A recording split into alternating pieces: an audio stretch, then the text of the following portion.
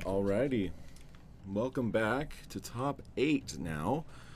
Very excited to have everybody here. Eli will be right back. He went down to check some live stream stuff. Thanks for joining us tonight. Everything should be good now. I think we're on a pretty solid stream at this point. I'm looking at everything. We reset the stream again, and we're in excellent condition, so hopefully it sticks that way. We've got a very, very exciting matchup for you guys for top 8 tonight. Very, very happy about this. It is Kelsey LeBaron and Ashley Klotz. We got a Jarl Verdance matchup, and more importantly, and the cool thing about this matchup specifically, they are a couple.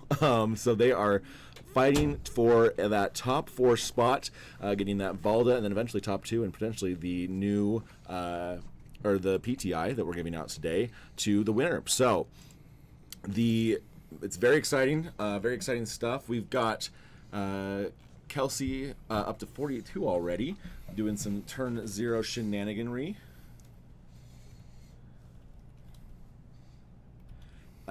And we're just making sure that everything is ready to go. Okay. Kelsey, they're in a good spot on Jarl. They've played this matchup quite a bit, as you'd expect. It's very cool because we get to see them play live for us here. Looks like Ashley has decided to gain some life back, and draw back up to turn 1. So welcome into the top 8 of the GG Lehi Podcast Plus 1K. Very exciting stuff. Eli is now back with us. Hello. And we're going to give you some good content for the rest of the day. So what did I miss? What turn are we on here, Steven? We're on turn 1. So they just drew up for the first time. Kelsey went first, which I think is the right call against Verdance. And it looks like we're going to get some Surgent Aethertide action from... Looks like no Arsenal from Kelsey as well. Yeah, they decided to play AB2 with Sledge. So we're seeing a little bit different setup from this Guardian. We've talked about earlier in the day about the Guardian matchup and Anathos. Sledge is a little different. It just says, I pay 4, I hit you for 6. It's a very good weapon, and especially when you pair it with Heart of Ice, which is one of the AB pieces. Interestingly enough, Ashley has decided that she is going to play Ring of Roses very early on. That card we talked about again in the last matchup. On turn 2, it's such an impactful time to find the Ring of Roses. Absolutely. We're going to look that card up for you guys to put that on the stream for you. It says that whenever you gain whenever you deal arcane damage, you gain a life, which is very cool.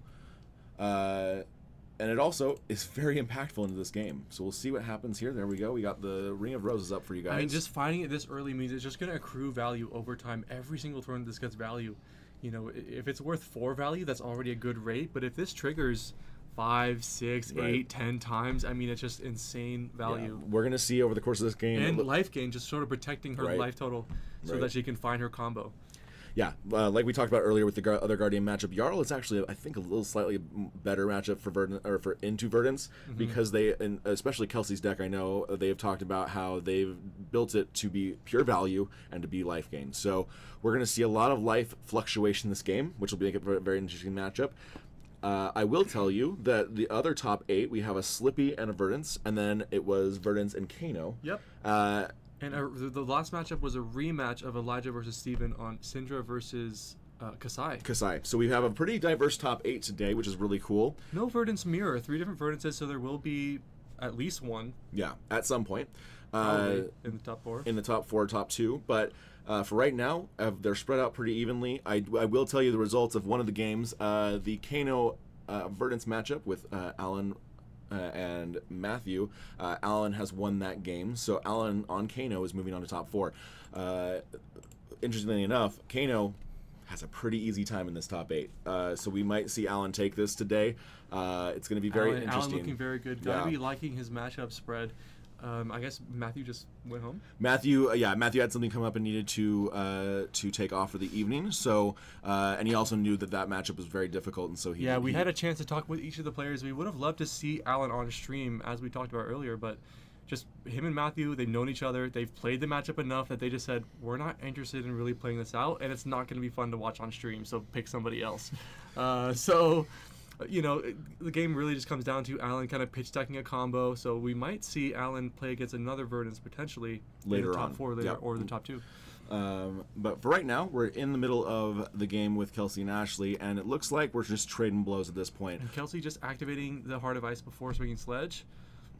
Just for those that don't know, Heart of Ice makes everything cost 1 more on their turn. So any defense reaction, any sort of disruption that they need, it costs you, and so it strips your hand a little bit more.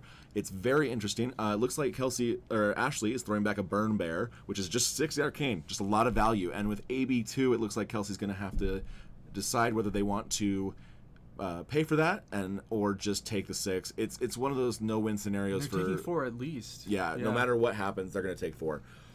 AB2 is one of those awkward breakpoints where it turns all your blues into 2 blocks. It doesn't matter if they block for 3. The value you're getting on defense is just 2 when you only have AB2 available. Yeah, and it does look like Kelsey is going to take 4 along with pitching 2 reds. So again, we're seeing Guardians not having the greatest day with the red counts the in their decks. ratios where you just draw multiple reds and there's nothing else to do with them. Just pitching them away. It's that very, I guess, it's the kickback from New. New is still traumatized every Guardian in the room, and it looks like we're seeing just Sledge for 6. Listen, this weapon is one of my favorite weapons in the game. It's pure value. It's pure gas. It says, hey, I'm swinging 6, and there's nothing you can do about it. And also, I have that perfect 2 resources available with 2 blues for a nice little pummel. So, and sort of interesting decision tree from Kelsey. They chose to pitch 2 reds of Felling and a Frostfang as opposed to playing one of them. There are 2 blues in the pitch zone to pay for the Sledge. Just sort of deciding I'll keep these in my deck, just pitch these away, just Sledge because it's just going to get blocked anyway. Right, absolutely. So it looks like Kelsey opted not to play it for Heart of Ice, so it means that Ashley is able to get that Rootbound Carapace off, start that Decomposed Train like we saw earlier today. Like we talked about earlier, Verdance is going to want to go online as quickly as possible in this matchup. She needs to get there quickly. Looks like she's going to be doing just that with the first Felling of the Crown of the game. We're going to see what she decomposes. It looks like she's decomposing 3 Earth cards, so we are going up to 6, which means that she is aggressively attempting to decompose. Oh, she may decide not to. Kind of reconsidering here. Either way, you're only 1 decompose away from being online. You're going to 5. You just need to decompose 3 at once to reach 8. This Felling, because we already decomposed earlier, the Felling is going to be attacking for 8 right away. And we'll watch Kelsey. My thoughts, as a big Jarl player myself, my thoughts are keep that life total high. You need to stay alive because once that combo goes off, you need to survive the first one, and then you need to crack back before they can get the second one off. So we're going to see a block 8, a perfect block 8 from Kelsey. I believe that is the right call. You conserve your armor. The other thing that Jarl has going for them in this matchup is the fact that they do have equipment destruction. Jarl's whole thing is getting rid of your equipment, and so if Jarl can get the equipment off, specifically the Plume of Evergrowth, if they can destroy that, and if they can destroy the Stormstriders, their chances of winning this game go way up. So you're balancing keeping your life total high as well as getting that armor destroyed. And we can see Kelsey really agreeing with you, pitching reds to Arcane Barrier, just blocking 8 on the Felling, just really prioritizing keeping your life total high, not getting comboed, staying alive. And now back to Ashley's turn. She just activates Surge and Aethertide, and it looks like Kelsey just content to take it. Just 1 arcane damage, but that is representing the Ring of Roses healing as well. So life total is currently even, with 3 cards left in Ashley's hand and 1 in Arsenal. And it looks like I do see the first healing potion of the game. Yeah, just establishing a combo piece, and Ashley just has 2 cards left in hand.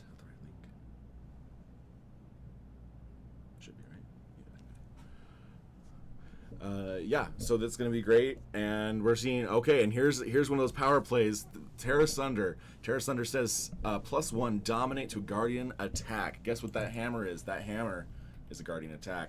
And the coolest thing about this card is you discard twice. You are forced, if this hits at all, to discard 2 cards. So 7 dominate is a great start for this top 8 game for Jarl. Again, you're just trying to disrupt that hand long enough to get to the point where you force them to make bad decisions, and there's no win scenarios in this decision making point.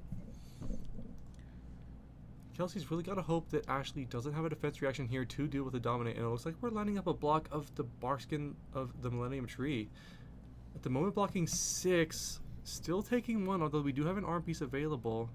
I think it Looks like we're taking one. We're taking one.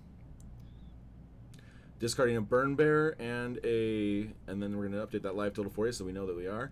Looks like we're blocking enough to just say I'm going to conserve my life total a little bit, and content to fill the graveyard with some more Earth cards and other cards that they can use later on to decompose. That is one of the things that you have to be careful about when you're using these dominated attacks, is you do allow, and that was what I was worried about, them having a non-block in their hand. If they were protecting their health potion, which is a non-block as we know. Yeah, I think Ashley content to let that one hit because the number one thing she wanted to do was establish a healing potion. She could say, I'll just let this on hit through, discard these cards, it's not that big of a deal, save my armor for later, and just establish another combo piece. Yeah, so we'll see what happens here in the next couple minutes with, let's see. It looks like Kelsey establishing both a Chain Link Frigid and presenting a Command and Conquer means there's a lot of disruption for Ashley to deal with, and any defense reaction, well, in this case, you can't play any defense reactions because Command and Conquer has been played. But if there were defense reactions to come out, they would cost 1 extra from the Channel Lake Frigid as well. Absolutely. And the Sirens of Safe Harbor being blocked with, and Ashley content to just take 4, saying, I really don't need this destructive Aether Tide. I think that was just sort of an extra card that's not always going to be super relevant, but Ashley gaining 1 life back from the Safe Harbor, just taking 3 effectively, and goes back to her turn with a 3-card hand. Yeah, Channeling Frigid is one of those cards that's just a house for ice heroes. Unfortunately, there's no armor gone, so there isn't going to be frostbites on top of it, but everything still costs 1. It's a Heart of Ice for until it goes away. It is a constant pain to deal with on any opponent's side. Now we're going to see pitching 4. We are seeing a pitch stack start with Rampant Growth Life, and I cannot remember. And Heartbeat of Candlehold. Really, Candlehold. really important pitch stack that we could see later. Heartbeat just gaining you 3 life, presenting 3 life gain, 3 Verdance Pings, and also comboing with the Rampant Growth Life to amp 3. Like we talked about earlier today, the way you win this game on Verdance is going to be to combo, and especially Kelsey knowing that she's going to try and they're going to try and circumvent it. So Ashley just doing the best she can to hit with Arcane, and Kelsey on the flip end, they're just going to try and block as much damage as they can, take enough to stay alive, and then hit him back. So 3-card hand with Arsenal going into Kelsey's turn here, 35 all. I do know, talking to Kelsey, that this list is very much inspired by the list that took top 4 in Calling Singapore, and some slight changes to make it a little bit more competitive for Kelsey in what they believe to be a better matchup spread. As you're seeing right now, this is going to be the first time we see a -1 counter put on the Plume of Evergrowth. Getting rid of that is critical, and so we'll see that the Crumble to Eternity, which is a key piece for Jarl, put that -1 counter on the headpiece that is the win condition for Ashley. If Kelsey can find a Mangle or can find any Frozen to Death, either one will destroy that Plume of Evergrowth, making it much, much harder for Ashley to get back multiple Rampant Growth lives and, again, make those decision points much more difficult. I did hear from sort of talking with the players and the judges that this matchup earlier today in the Swiss rounds, it was like a triple Rampant Growth, triple Healing Potion, 40 damage combo that Ashley was barely able to string together at the end of the game. Otherwise, a little bit less damage on the combo, she might have fatigued. Kelsey had 3 blues and a Seeds of Tomorrow. There's so much prevention available. So, getting rid of this Plume, like you mentioned, to hopefully reduce the power of the combo at the end of the game could be enough to fatigue the Verdance player. Yeah. The goal is, like I said, to keep life high, get that armor gone. Importantly, Ashley has just gone online on Verdance. Verdance, when she hits 8 cards in the decomposed slot, is able to go off, and anytime she gains life, she gets to heal for 1, and ping for 1, rather. We've got a Heart of Ice coming in, and it looks like Command and Conquer. Command and Conquer. Yep, just pitching Terra Sunder, threatening the arsenal there.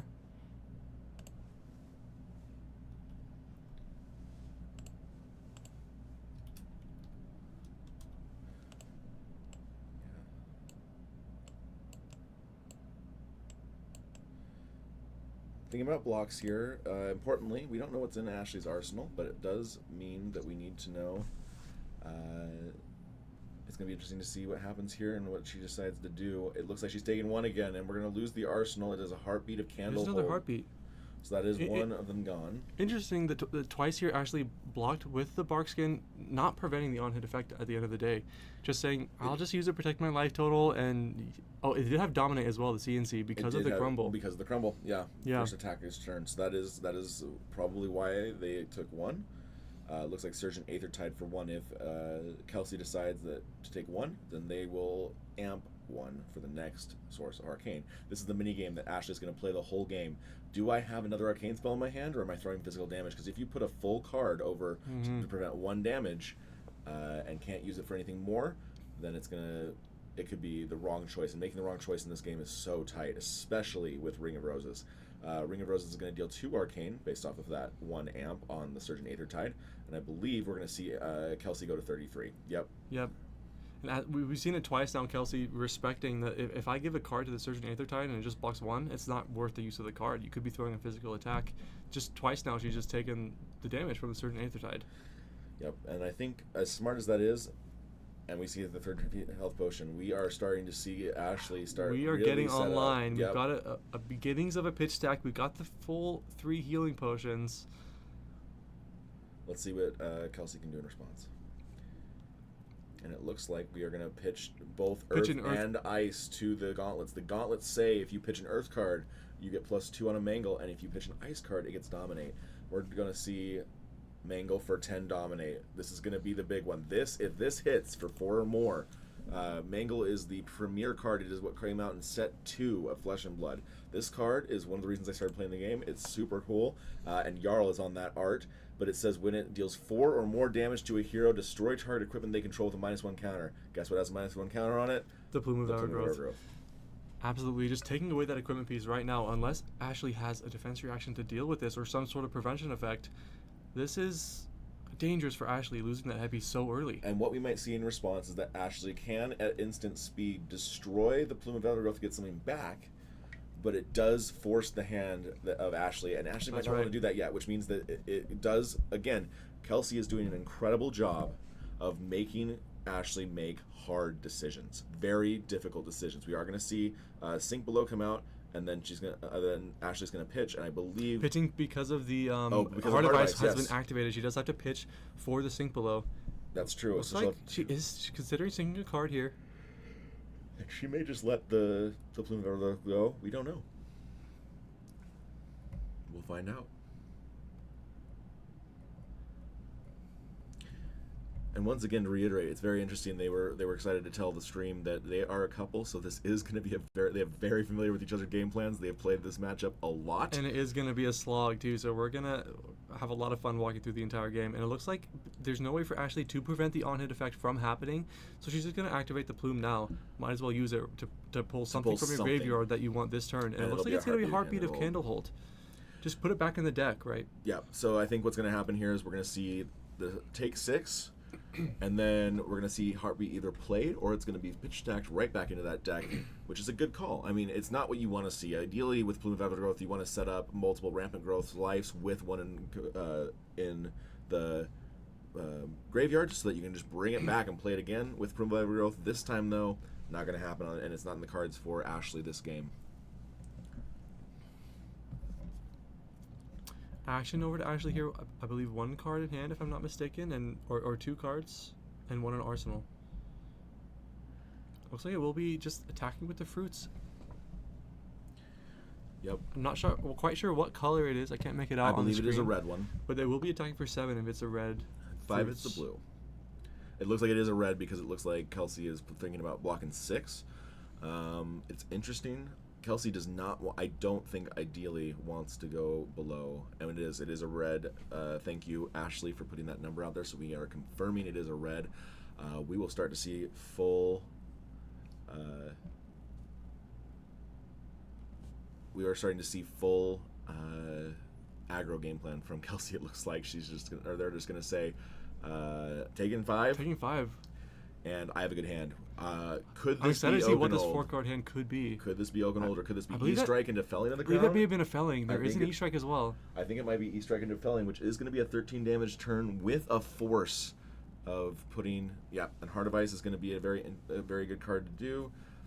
Honestly, though, maybe the hand is just awkward. We could just Couldn't see... quite make out what that was. I'm not sure if it was a Felling, but it looks like it is Go Again, the mode being chosen. It could just be a Sledge to follow this up. 5 into 6. Yeah, they could have put the Felling of the Crown on the bottom for second cycle. This game will go long. This game will go to second cycle, unfortunately. Or fortunately for those at home. Depending on who you ask. Listen, Some for me, people- this is my bread and butter. I Some love people this like game. that, yeah. Oh, It is a Command it and is a Conquer. Command and Conquer. So we had a being Command the and Conquer follow-up. hand. So Command and Conquer for 6 again, forcing those bad decisions from Ashley, putting her into a position of having to say, do I really want this arsenal? I don't have armor to block it anymore. I have to make a decision here on how important is this arsenal. And We're taking 6. She's just taking 6. You gotta imagine that she potentially might be regretting blocking the E-Strike with those cards. Granted, the Safe Harbor is a 2-block regardless. It wasn't, but it looks like it was just a Fruits. Okay, so the end result is that Ashley did lose the Fruits of the Forest from Arsenal, but that isn't a power card that she needs. It is a Right. card that is a very good value, but it's not one that's necessary. Yep. Just deciding to take 6 there for Ashley. Looks like just activating the Surgeon Aether, the last card in hand that could be a Heartbeat or something like that, but it's likely just an It's Arsenal likely just an card. Arsenal pass from this scenario. And Kelsey deciding to block this one out. It's actually It is the amulet. That makes the decision point a lot clearer. The amulet is a new card from High Seas. We can't remember the amulet's name, so we're looking it up for. Punamu. Punamu amulet. It is another health potion, basically. It is saying I am now gaining 8 life. So when I combo off, it is for 2 Ashley does more. have a lot of life gain, and with Kelsey only at 28, I think that the combo doesn't need to be as big. We're not comboing from full. It's just 28 right now. Right. We are seeing Kelsey go up to 30 here with the Fruits of the Forest discard. Fruits of the Forest, a very versatile card, can attack and can also just gain you 2 life. Thank you, Ashley, being a good sport. And then there's another one. So we've got 2 Fruits So of the many Forest. Fruits of the Forest in this game, and that is another red as well. I do know that Kelsey said, in looking at the top 4 deck that took top 4 in the calling, I was talking to Kelsey earlier, and they said that they did take out Sigil of Solace for the red Fruits of the Forest Interesting because decision. Sacrificing that 1 life per sigil for a 7 power attack, which makes a Yeah. lot of sense to me if you're going for that more Earth-centered game plan. Mm-hmm. And that longer game plan, right? You need the health gain in order to survive. And in order for, and I've seen Kelsey all day, they have been very vigilant about just fatiguing all of their matches. I know that she is, or that they have been very good at, and very disciplined of just, I'm going to block, I'm going to play a very slow game plan, and eventually you're running out of gas, and I've still got gas in my deck. And there was a mental block being played by Ashley as well that did prevent 2 damage and create a Ponder token for her. Now there's a pretty decent life lead for Kelsey, but as we know in this matchup, that's not really the full story. And it looks like it's just a Plow Hunter for Ashley. This will attack for 6, and I believe, is there a Decompose coming out from the Plow Hunter? Maybe. We'll find out. I don't know that. Oh, there was no. There's That's no right. arsenal, There's so I don't no think I don't arsenal. think they need So to. there's no need to decompose here. Just 6 damage.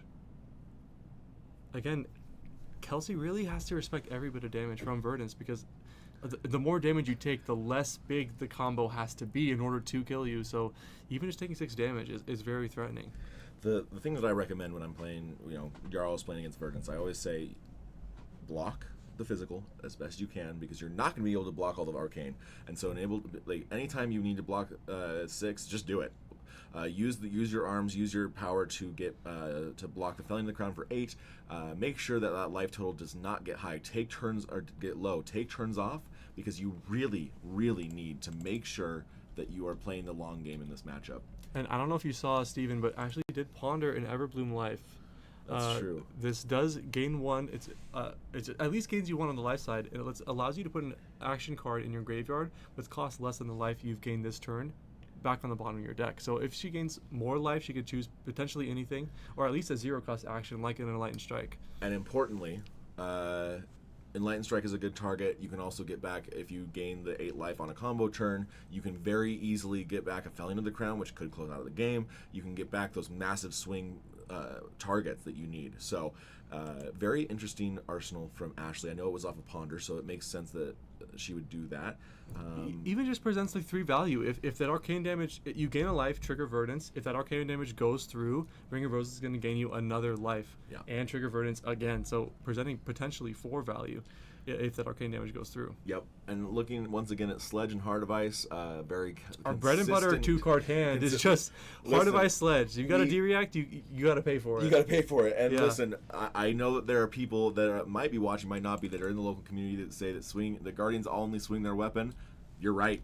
I'll say it. You absolutely swing your weapon all the time. You get played blue block 3s. And you play your weapon, you and that's for really 4 or you hammer for 6. There are 2 types of Guardian. There are 2 types of Guardian players, and Kelsey has decided that they are a swing for 6 this kind of Guardian this game, which is the right call, in my opinion. So we're going back over to Kelsey, or to Ashley rather. Apologize. And Ashley taking 6 there from the Sledge. It looks like she has some kind of plan for these 5 cards. Oftentimes Verdance is just playing 2-card hands, 3-card hands, but Ashley has something up her sleeve. And there's the protection on the ping from the life gain from because we do have that Ring of Roses out on the board. Kelsey deciding, yep, I'm going to use it because if you Surge and Aether Tide me as well, I'll have one more resource to just pitch away, and I'm not taking any arcane damage because also if you take arcane damage, you lose another life. So yeah. And then there's the felling. This is the issue that we run into with Verdance. If you choose wrong, if you choose the wrong thing, they will punish you in terms of your hand because this is forcing a card on the bottom of the deck, and then now you're faced with 8 damage coming at you. Kelsey with only 2 cards left in their hand, and I'm curious why Ashley took 6 from the Sledge in order to keep these cards. One of them is going to the bottom, the other presumably in Arsenal. I'm not sure if she triggered the mirrored effect from the felling yet. There we go. So you're just really taking 6 damage in order to keep 2 cards to send one of them to the bottom with felling. I'd also like to point out, while we have a little bit of downtime here, the elbow of who I believe is either Josh That's or Josh. Is it Josh? So thank you to Josh, Jerica, and Damon, our judges today. They have been phenomenal. Very Huge clean shout day. out to the judges. We couldn't have done it without them. Ashley drawing back up, and then Kelsey saying, I got nothing, and drawing back up themselves. Kelsey dedicated 3 cards to block, using 1 to pitch to Arcane Barrier, and had a bottom card to felling.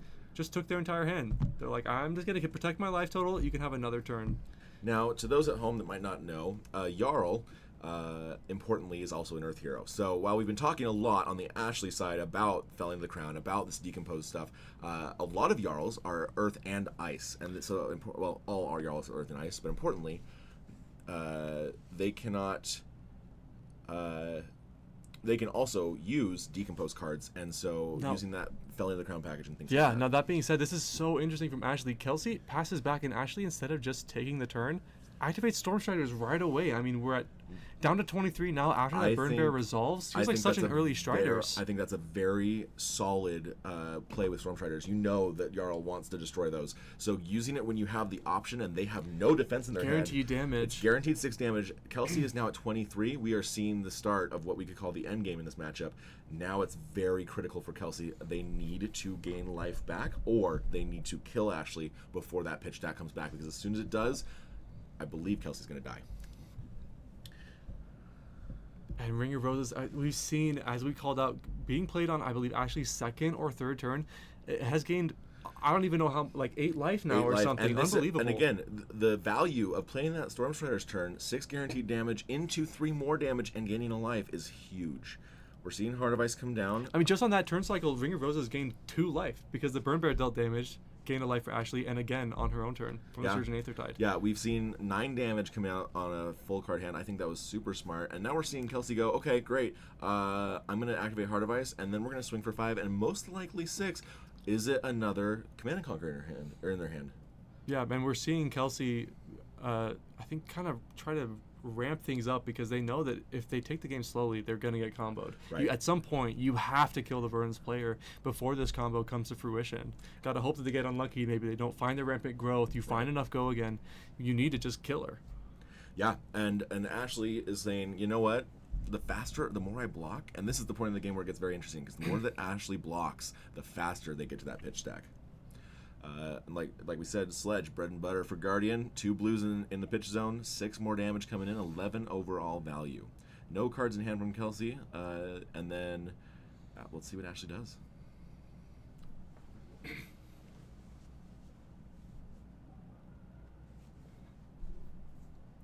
Doing some thinking over on Ashley's side. While we do, we're just going to talk. This is top 8. We've chosen the game that we thought was most interesting. We have 2 more matchups to go before we know the full top 4 standings. We will let you guys know as soon as it's done here. And then as soon as we jump into top 4, we'll have another matchup for you. And then top 2 will receive the Jarl playmats as well as fight for the coveted PTI and gold foil. So we do have, thank you to LSS once again for giving us an incredible amount of prize support and support for this event this weekend, the series of events this weekend. We've got multiple days of events. Tomorrow we have an awesome Team Sealed event, so we're going to have a great weekend. We had an armory last night. Very well attended, very well received, so we're doing some fun. Looks like Ashley's decided, you know what? I'll block with 1 card, and I'll take some damage, and then I'm going to crack back. And it makes sense that Ashley would pitch for 1 sink below because she had another one as well. You get the full value out of that blue pitch. And I don't know if you saw, but she did sink a card and draw into, I believe, a Rampant Growth Life. So is the card in hand, if I'm not mistaken. I don't know what the arsenal is, but it is Ashley's action phase. And it looks like she's sort of considering, how do I use these cards? What do I set up? And if it is Rampant Growth Life, do I want to even do anything? Or do I want to just draw up and see if I can get another one in hand? If I can get 2, then we start to see, okay, I'm at 17. You're not dealing 17 to me.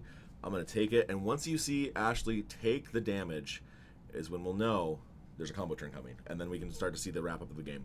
Because we do have 8 health. Okay, so it is a tough decision tree for Ashley.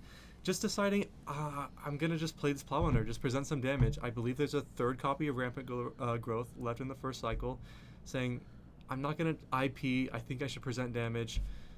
Interesting decision for Ashley to make here. And Kelsey blocking with a Canopy Shelter and taking 4. Taking 4, importantly creating a Might Token, giving power to the next turn.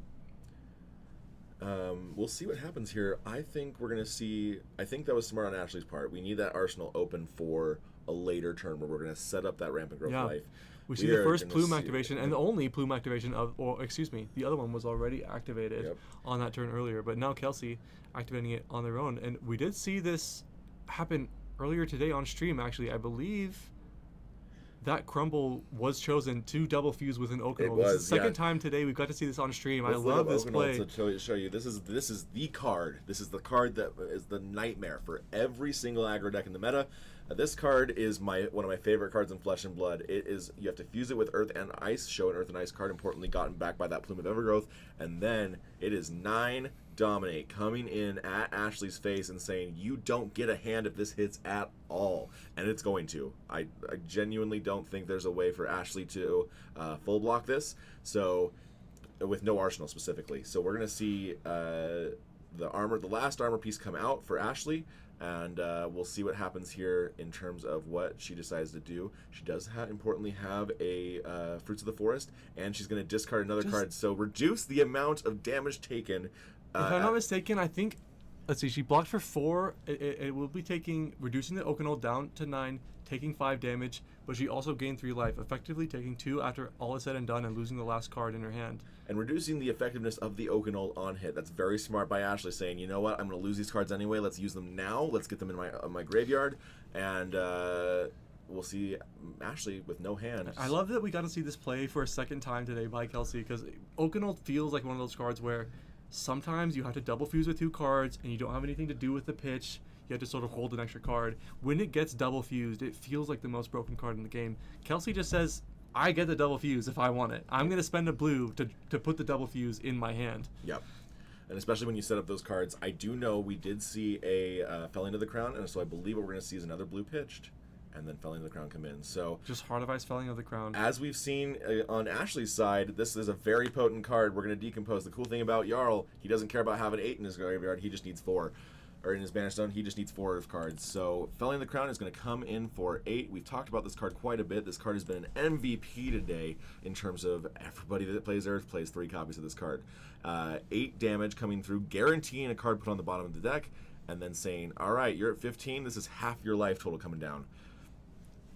And only having 3 cards in hand. And any reactions that you have are going to cost 1 at minimum. Yeah, Kelsey really just activating this Heart of Ice every single turn, saying every defense reaction, I don't want you to play it for free. Kelsey is super, super disciplined when it comes to using the tools that they have at their disposal. Looks like Ashley's going to take 5. Again, we don't talk about this enough. There are 4 2 health gain potions on the side of Ashley. So yeah, Ashley being at 10, she's actually effectively at 18, at least, with all this life gain. Yeah. Not to mention the Ring of Roses continually getting her life. I mean, the life totals, it feels like it's in Kelsey's favor, but it's really not. It's really not. And the thing is, as soon as Ashley sees, at this life total, as soon as Ashley sees 1, we could see a setup here that could And we do take see out 2 the cards game. in Ashley's hand, and she just arsenal passes, just holding on to whatever that was. Now, the real question is, with Oakenhold coming down, Kelsey decided to keep the crumble in hand. Could we see And it's just a Frostfang, just a unless Frostfang. there's a pummel from Kelsey. Importantly, We are activating the Jarl. Yeah. Once Jarl has equipment zones to play with, every time the Jarl plays an ice card, they get a Frostbite. And correct me if I'm wrong, but this is the first Jarl trigger of the entire game. Is that? And we saw Kelsey pitch stack or ice cards early. That's what you again, very disciplined Jarl player. You want those ice cards late after you forced them to use the armor, which Kelsey has been very good at doing, or destroying the armor. Now, anytime they play an ice card, that triggers Jarl's ability, which gives a Frostbite to them oftentimes multiple times in a turn, and that can really, really screw up how Ashley does this hand. We will see that the play for 5. The block for 5 from Ashley, which means that it is full blocking that Frostfang. Importantly, Siren's Song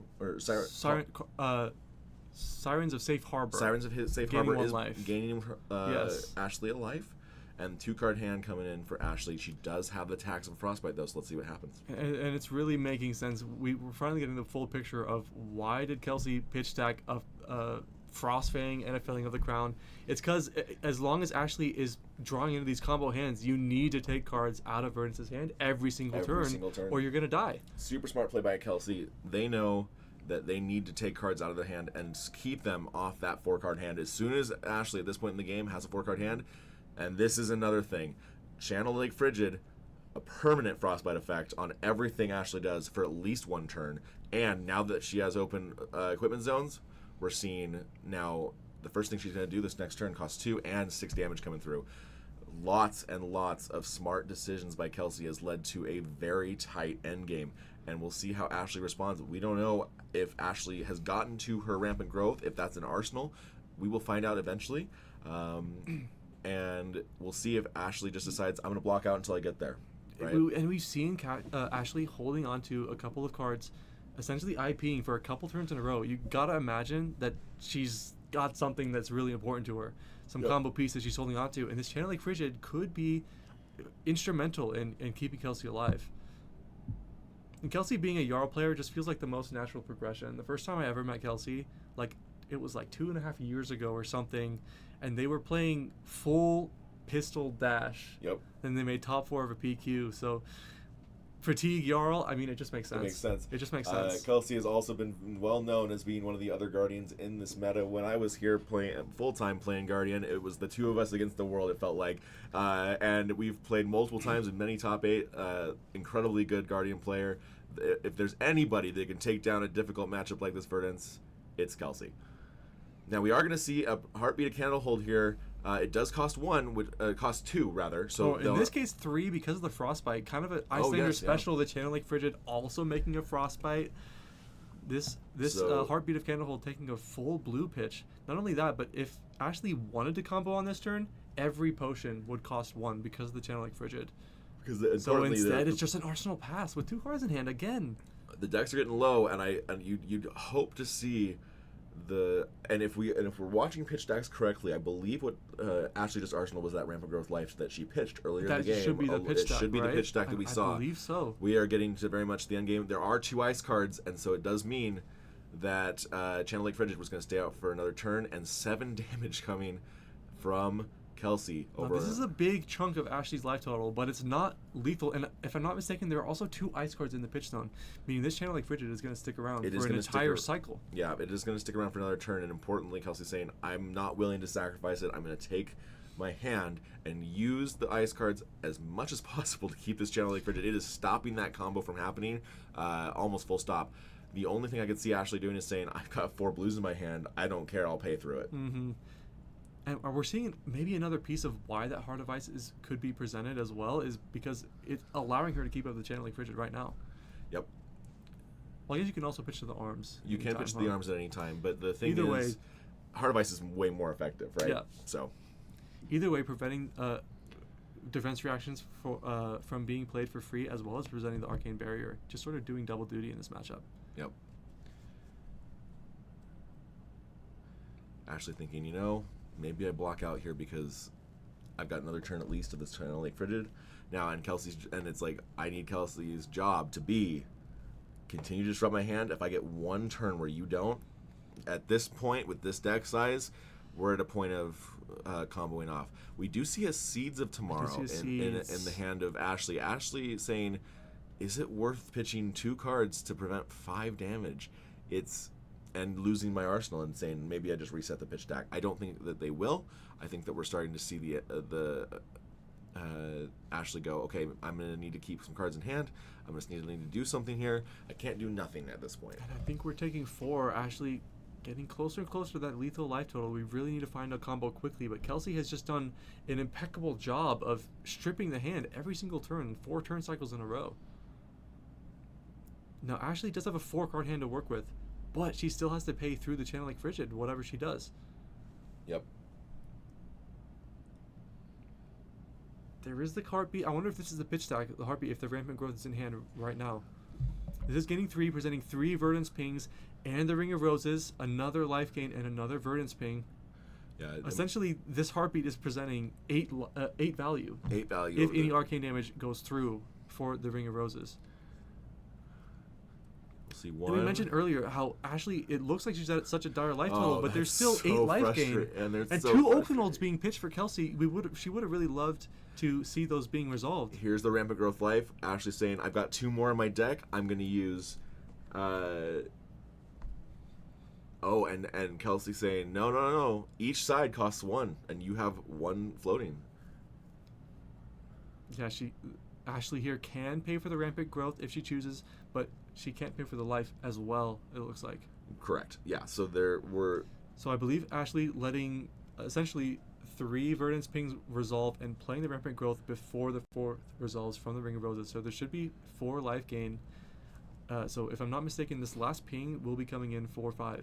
Oh, and it looks like they are going to be just kind of resolving just how much pitch was on the table, making sure that we understand everything was paid for correctly. Yeah, which that is correct. Both sides cost 1 at this point, which means that they will gain a life. And Kelsey pitching a sink below. I mean, 3 reds pitched plus the blue in order to prevent this. And we're seeing the 2 painful. arcane pitched to the Rampant Growth life. I believe 3 damage leaking from the... And then Ring of Roses finally goes through, gains a life, pings for 1 more, and we're seeing 3 damage go through. Yep. Okay, so we're seeing now Kelsey saying, I don't have a hand. Now this is tough because we've been saying... That is a very rough hand We've from been Kelsey. saying how every turn Kelsey is stripping cards from Ashley, but they need cards in hand to do so. With no cards in hand, there's no disruption being presented. The Channel Lake Frigid is gone. If Ashley just draws another one of the Rampant Growths that she pitched earlier in the game, with all these potions on the board, it could be a dire situation for Kelsey. It could be very dire, especially at 16. And here we go. Let's see what happens as Kelsey draws Ashley up. has a full 5-card hand, but let's see if she can actually convert it. I'm not sure if she has a combo ready to go. Yeah. But now, tempo is kind of swung back on Ashley's side. Kelsey drawing 3 reds at just really the wrong time. And a sink blow that you and just listen, can't get any guys, value out of. this is what happens sometimes when you see... when you see a red card hand as Guardian, you go, yep, okay. You gotta pitch it. Arcane damage being presented mean we can't even block 3, we can't even block 4 with the sink below. Kelsey just has to pitch it. Really tough scenario for them to deal with, and Ashley just taking stock of everything in Kelsey's graveyard, making sure she plans everything out before making any game actions. But she does have a full hand. And you currently can't Full see us, tempo. but we're both fully locked in, leaned forward. We're ready for this. I think this might be the final 12 turn. to 16, but with, like we mentioned, we keep mentioning the health potions. Ashley's effectively at 20. And this Ring of Roses has gotten so much value, sometimes twice in a The turn early cycle. the early Ring of Roses has maybe cost Kelsey the game, I and think Ashley would be so much lower if she never found this card. and it just goes to show how much of a boon that card was when it came out post Verdance. It was hunted, I believe, or Yeah, it was an expansion slot card. yeah, and so I can't remember what set it came out in, but it came out later, and it was very much a key piece to Verdance becoming one of the best decks in the meta. There's a reason that there are three best decks in the meta, or there are three Verdances in this top 8.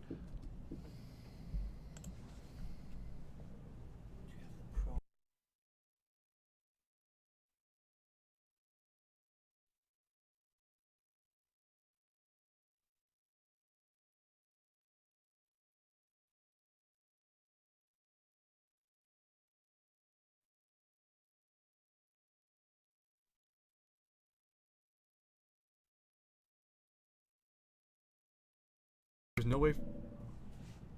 Oh, Now there we're we back. go. Yep, sorry. All right, sorry about the pause there.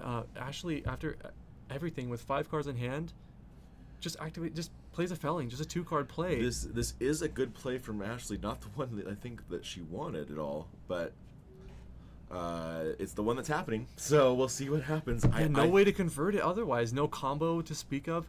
But also, a Felling is still super relevant. I mean, it's taking at least the 1 card. In this case, 3 cards, 2 cards to block with. Yeah. This is going to be a very tight game. Kelsey blocking 7. They are going down to 15 here. And saying, I'm keeping those gauntlets. I need those gauntlets for later. There's one more mangle in the deck, potentially. That does sometimes cost people games. If they can throw... This is one of the few ways that you can give Dominate to attacks in Kelsey's deck left. And here we'll see Kelsey start to go, okay, how do I do this? And I do see a Frostfang in Kelsey's hand. I believe it's Frostfang and Everbloom Life, which means that they're probably saying, do I play this Everbloom Life and do I get another one back? One of the very cool things about Everbloom Life, it can get itself from the graveyard back into the deck. So you can actually infinitely recur in this endgame scenario, lives, yeah. Gaining 1 life and putting another one in and just not decking yourself. It's a very important thing to do. But instead, activating Heart Device plus the Frostfang, again, this is a disruption that Kelsey really needs. Representing the Frostfight and the on-hit of Frostfang threatening to force Ashley to draw. Or, excuse me, discard a card.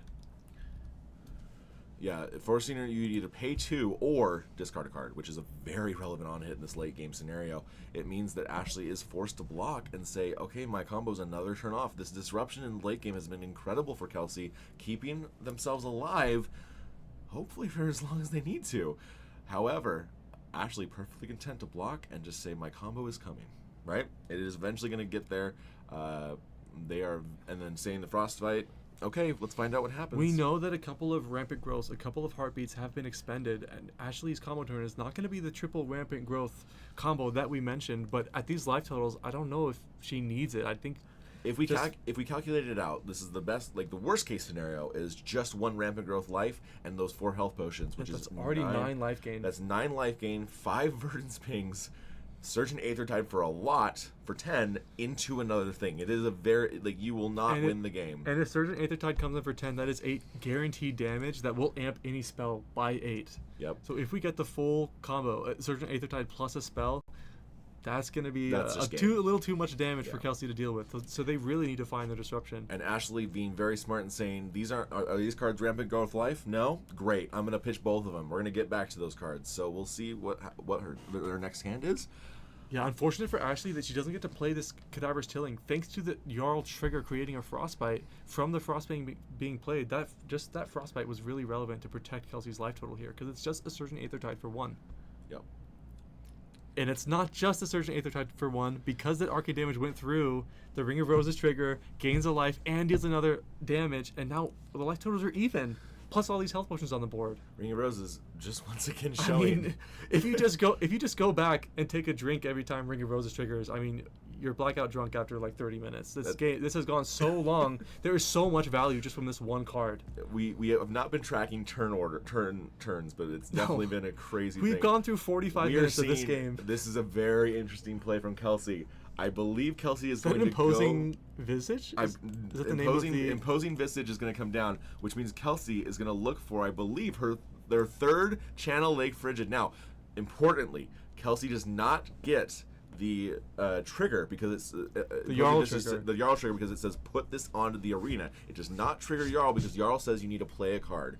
And while Channel Lake Frigid is an ice card, it does not trigger Frostbite, but it is once again taxing Ashley's entire hand for at least one turn. And Kelsey has been very smart. Lots of ice density left in their deck. We could very well see 2 turns of this Channel Lake Frigid. It doesn't feel like the most efficient turn from Kelsey, but I think they've identified that they need this Channel Lake Frigid in order to survive. If it's just vanilla damage and Ashley has a combo hand, Kelsey's dead. Just tutoring for the Channel Lake Frigid, spending 3 cards to play CLF into Sledge for 6. Pretty expensive, but they just need to stay alive. So worth it, yeah. Now, deck size, importantly, Ashley is incredibly low. We know Ashley has the cards in hand at this point to win this game. Unfortunately, Kelsey also knows that she has enough cards in her hand to win this game, which means that Kelsey is very smart and just saying, all right, I need 2 ice cards in my hand. Channel Lake Frigid also, importantly, one of the most beautiful cards in Flesh and Blood. Yeah, this card is gorgeous and saying... Shout out to Carlos Kuchaga, by the way. Yeah, absolutely. Incredible artist, and it looks like Ashley would like to combo off, but does she have the resources to pay for every amulet? It looks like... and shout out to our judge, Josh, just correcting that these need to be paid for because of the CLF. This is representing 4 pitch that Ashley needs to pay for this life gain. And Kelsey saying, great. And unfortunately, one of the ways you survive this turn is seize it tomorrow. Kelsey doesn't have an arsenal, means that they're pitching it. Also, it looks like we're activating all the potions and just sort of, we haven't recorded yet the life gain. Make sure to get that corrected here. We should be at 17 at this point. And if I'm not mistaken, also the 4th potion being activated. There we go. There's a 2nd blue in the pitch zone. There should be 2 floating here. That's enough for 1 rampant. And you can pay for both sides.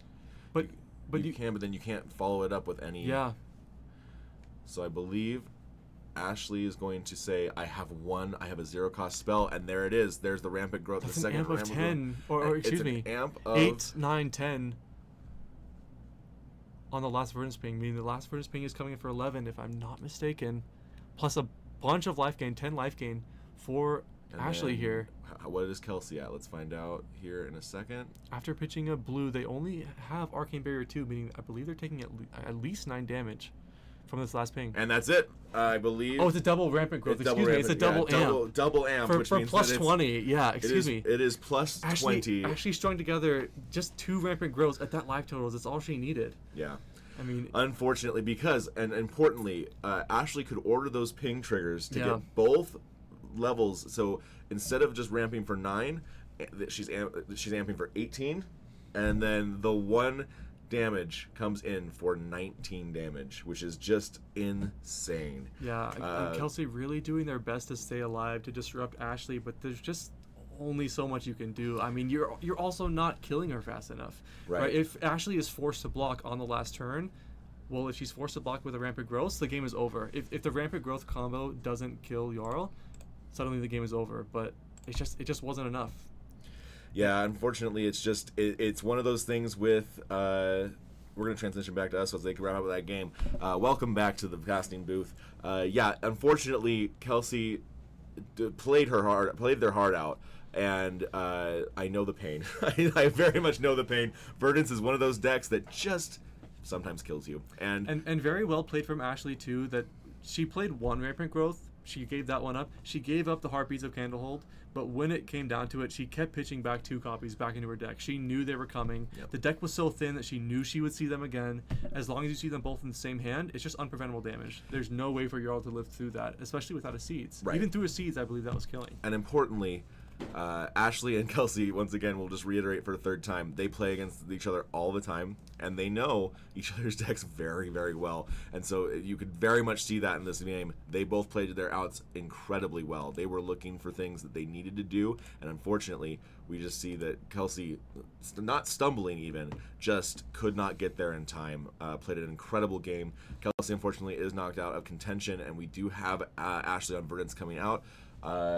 Isaac, welcome back to the casting booth. Now, do we have the standings for round 4 so we can announce the next round. Let's find I'm not out. That should be the last round. Do we the other have? Do you people have, finish. Mr. Scout? Do you have the other two matchups? Do we know what they are? I don't know the bracket, Okay. but I know that Kano won. Okay. I know that Kasai won. Okay. And I know that Arachne slipped through the cracks, took out our undefeated Steve Peterson. So we have one Verdance Looks hanging like this on. is our top 4 here. So Yep. our next round, Ashley is going to be facing off against Alan Rogers on Kano. And our other top 4 match, shout out to Luke should Snyder, take who we that got in match. round That's 6. what I'd like to watch. Yeah. Who shout out to Luke on round 6 on Arachne slip through the cracks versus Steven Oster on Kasai, both of which who we've had on stream so far. Very entertaining players to watch. That is our top 4 bracket. Luke also, just to be clear, won the stream game in round 6 to make it into 8th His place. winning in game. His winning in game, And- he got there. So He we are going to ended be up getting a seeing hero on. we're going to be seeing Luke and Steven Osler, Kasai versus Slippy. When we come back, we're going to take a quick break here just to reset. We will have Isaac back in the booth. Welcome back, for real? Isaac. Yeah, absolutely, Oh, absolutely. And then we will come back for the top 4 games. So give us just a couple minutes and we'll be back. Thanks, guys.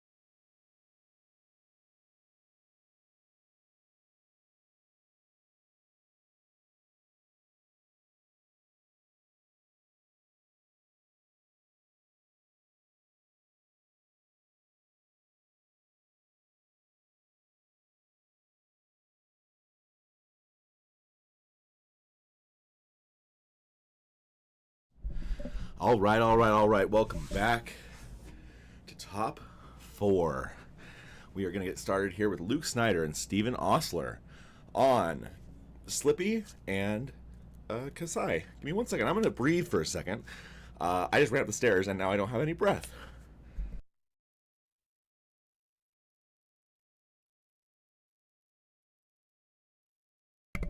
Okay, now we're back, and I actually have the breath to actually talk. Isaac will be right back. He's currently making some tea, but as of right now, the game is starting, so I'll commentate. Have some fun. Alright, looks like Slippy, very smartly, has decided to go first, and Steven's saying, nope, I'm not going to let you give me a Blood Rot Pox token. And so, Luke Snyder deciding, not to react at all, and instead react on the second one to maybe go over, gain some life, draw some cards on Bonds of Attraction. And Steven Osler saying, absolutely not, I'm just going to block for 8. Neither attack on turn 0 is getting through, and importantly, Steven will draw back up to 4 cards on Kasai as Luke draws up to 4 on turn 0. So we both have full grips going into turn 1 of Steven Osler playing Kasai.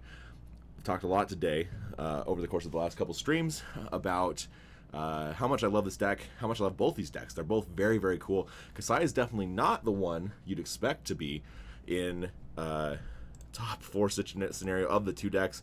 The other ones have been very, very scary all the way through. But it is a very cool thing to see when you have an off-meta deck or a less-than-meta deck working as well as this Kasai deck has been.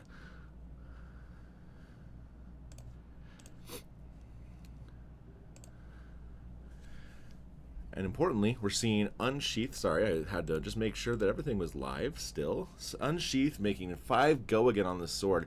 Centauri Saber is a very interesting card. It says whenever you block with an attack action, which Luke has a lot of those, it comes in for +1. So now we're seeing Luke say, no blocks on the first one, but this next attack is coming in for 5. Do the hit and run. And Luke's saying, all right, I'll let it pump up to 6. I may want to block some attack actions. Steven's saying, okay, sounds good. And I believe you're arsenaling a second Unsheathed. Well, welcome Isaac into the streaming room.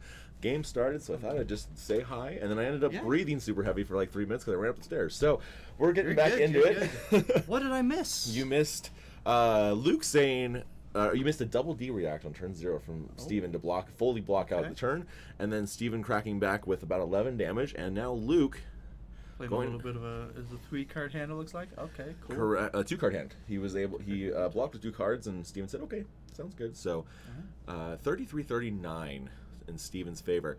What we saw in the Syndra game earlier today, Isaac, is that Steven got ahead on life total pretty quickly, and then said, "You don't have the capacity to kill me. I have tempo. I'm going to keep killing you." We'll see how this works. Assassin and Syndra can sometimes play, specifically Slippy and Syndra, sometimes play pretty similarly, except for Luke has a lot more disruption than Syndra does. Let's go ahead and look up Mark of the Black Widow. This is a very interesting card from the new Hunted set. It says that if you're marked when this card hits, which in fact Steven is, you just have to banish a card from your hand, full stop. No way, no hands, no buts about it. Let's find. It's not gonna hit. Steven did decide to block it out, so he doesn't have to. He doesn't have to banish a card, of course. Right. But instead, Luke just said, "Okay, I'll flick the Kiss of Death at you, do a little bit of extra damage, get a little bit of extra value on the board that way." And Steven won't be marked for this next turn cycle, but he did take that extra damage, and he paid the card for it. Yep. Importantly, Kiss of Death happens to be a dagger attack, which means it can be flicked by Kiss of Death, and it is a guaranteed 2 damage if it flicks and hits. It's a very good combo, and one of those combos that makes Slippy one of the best decks in the meta right now. That second Unsheath from Arsenal coming out, and now we're seeing +6 on this first dagger. We're going to see this. And a Kasai activation here, Steven. That's true. So gold on hit, making those future swords. I keep calling them daggers. They're swords, guys. I've been doing that all day. All day. There's so many daggers and swords in this meta right now. But so many blades. Lots of blades and weapons. So Kasai is going to, if it hits specifically Luke, it will get a gold and a copper, and it looks like Luke's saying, nope, not going to do that. I'm going to block with 2 non-attack actions and my boots, which means that we're not going to see this hit unless Steven has a reaction, and I don't think he does. And so it means that we're just going to see him play hit and run red, which means that we're going to see this next sword come in for 6 and say, you have to give me your hand or I'm getting a gold and copper. Or 5, I apologize. It is +3. So we are going to see at least a block for 3. I don't know if we're going to see any more than that. We are going to see Luke take 2, and that means that Steven Ostler is going to get the first gold and the first copper of the game. Yeah. This is a great start for Steven Ostler here. I've seen Kasai games, where they don't have enough yellows in their graveyard to activate Kasai till 3, 4, sometimes even like 5 or 6 turns into the game. And Steven is off really fast. A very accelerated start for him this game. Absolutely. That's going to be a really big deal. And a vigor on top. And a vigor on top from the blood... Grains of the blood. Grains of the blood spill. I love how many names in Kasai's deck just have blood in them. Including the card that's on the screen right now, Blood on Her Hands. Copper is such an important part of Kasai's game plan, because if you can get 6, it means that Blood on Her Hands says, I'm going to deal at minimum 12 damage to you. And it's usually a lot more. 6 is the big number. 4 really feels like the magic number for Kasai, where Blood on Her Hands starts to look like a really powerful card. 5 and 6 is like the cherry on top. It really is. If you can get there, and especially if you can keep a hand with where you draw cards, so your swords are free. That is a free 4 attacks on Blood on Her Hands, and it means that you are going to have a lot of not fun things coming your way, Luke. Now, a solid 1-card hand from Luke here. Luke's saying, "Yeah, I have a 1-card hand. I'm not going to pump your. I'm going to give you the gold. Here's 3." Here's 3. Go again. Potentially draw a card. Yeah, forcing the hand, forcing Steven to say, I need to block with something, and Steven says, sure, yeah, makes sense. Very efficient play there from Luke. Giving a frailty as well. That's going to block a lot of damage for Luke, even if he doesn't choose to block with cards this turn. Just like helping him out in that value game that Kasai is so good at. Yep. And immediately cracking the gold here on Kasai's side. You know, I found that is the kind of the gameplay that Kasai is playing right now. They're not really hoarding gold. They're not playing for Raise an Army. They're not playing for the gold payoff cards. They're just saying, this gold is free daggers, free swords. What am I doing? What am I doing to myself? It's swords. Free swords coming out. Now, we are going to see go again from Steven, and an activation. Another Kasai activation. Very early on. Now, importantly, there is a frailty on the side of Steven Ostler, which means that his weapons come in for -1. Maybe a little bit easier to hold out here against this onslaught, but Steven has a lot of cards in hand. He has a lot of power here. And now he did get +2 from one of the effects, so it is going to be for 3. Go again. These are awkward to block out for an aggressive deck like Slippy, especially because a lot of your 3 blocks, they're attacks. There it is. Going up to 4, taking 1. Blocking with 4, taking 1, and we're getting that gold again. And this is what Kasai does so well in a meta that is swamped with heavy attack heroes. Is it says, I'm going to give you awkward numbers, and you're never going to feel comfortable blocking these swords because they say +1. Yep, that's exactly what it is. And we see now also Steven getting to roll more vigor into the next turn, using that vigor to draw a card and then roll vigor into the next turn. This is a weird thing that I feel like I never understand as someone who watches Kasai's play or watches Warriors play in general. I go, okay, you got 2 vigor last turn, and you turn that into 2 vigor next turn, and then next turn you use that 2 vigor, but you pitch to blue to draw a card, and then you turned it into 2 vigor. But what happens in these Warrior games is at some point they say, okay, now I'm not pitching, I'm just using 2 vigor, and that 2 vigor turns into a card for them. So it's a really interesting thing that these Warriors do. And there is a ton of flexibility with those 2 resources every turn, because you have 2 different things and equipment on board that give you either +1 on a weapon or another resource for an additional turn. So having the flexibility to say, I'm going to do one or the other is really important. Now, importantly, this is a card that I have not played in my Kasai list, and I think I'm going to after watching these games with Steven. That all you got? That all you got has been an absolute house. A heater this tournament. that all you got saying, we're going to pull this up because it's very important here. That all you got saying, hey, that dagger is a card for me. This defense, it blocks out, prevents the mark, and then also gives me the ability to draw a card. That dagger doesn't hit, and when you don't want to block a dagger with it, you say, okay, reaction deck, let me stop your 0 for 3 reaction instead. It's just a really solid, really consistent card, especially for the Kasai deck that loves yellow so much anyway. Right, and those yellows are going to be turned into more gold whenever Kasai wants to activate that hero ability. Now, once again, we see that 1 vigor being turned into 1 resource that then gives a card. We've got 2 floating resources, and now we're going to play the third unsheath. We can do whatever we want. We can do whatever we want, and it means that those weapons are going to be free. And now we're getting double go again on this dagger, which doesn't do anything, but importantly, +5 and 2 copper on hit. Coppers.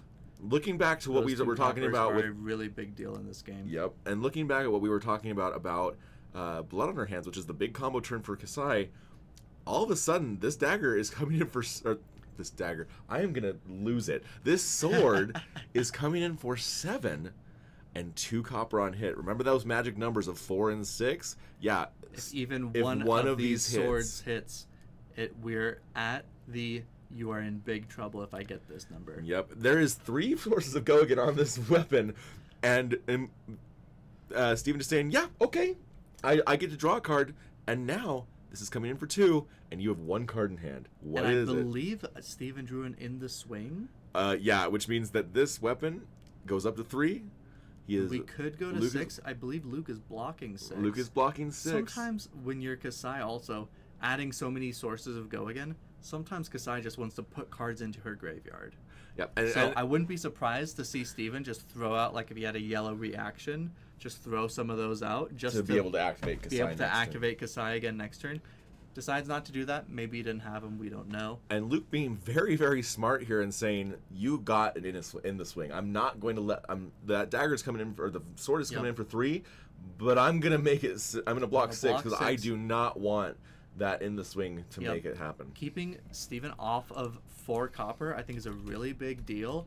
And for a deck that has started off very fast in this game, the Kasai, keeping him away from a lot of his really powerful turns that are going to blow you out in this game, I think is really smart by Luke. I like that decision. So the arsenal for Steven, and I agree with you, by the way. I do think you're very smart man. Thank you. The card that's in arsenal for Steven right now is In the Swing. In the Swing is one of those cards that is very powerful if you can swing with, hey, 2 swords. Yep. Look at that. That's what Kasai's bread and butter is, and In the Swing says, you have to think about, I might be coming in for +3 at any point on that second swing, which is usually smaller and usually less important, quote unquote, until I hit you for 6 instead of 3. You know what I mean? Mm-hmm. So it's very interesting. And we do see an outland skirmish here. Yep. So which is threatening 1 copper.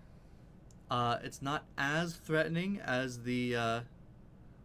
Steven choosing not to play In the Swing on the second attack that isn't being blocked here.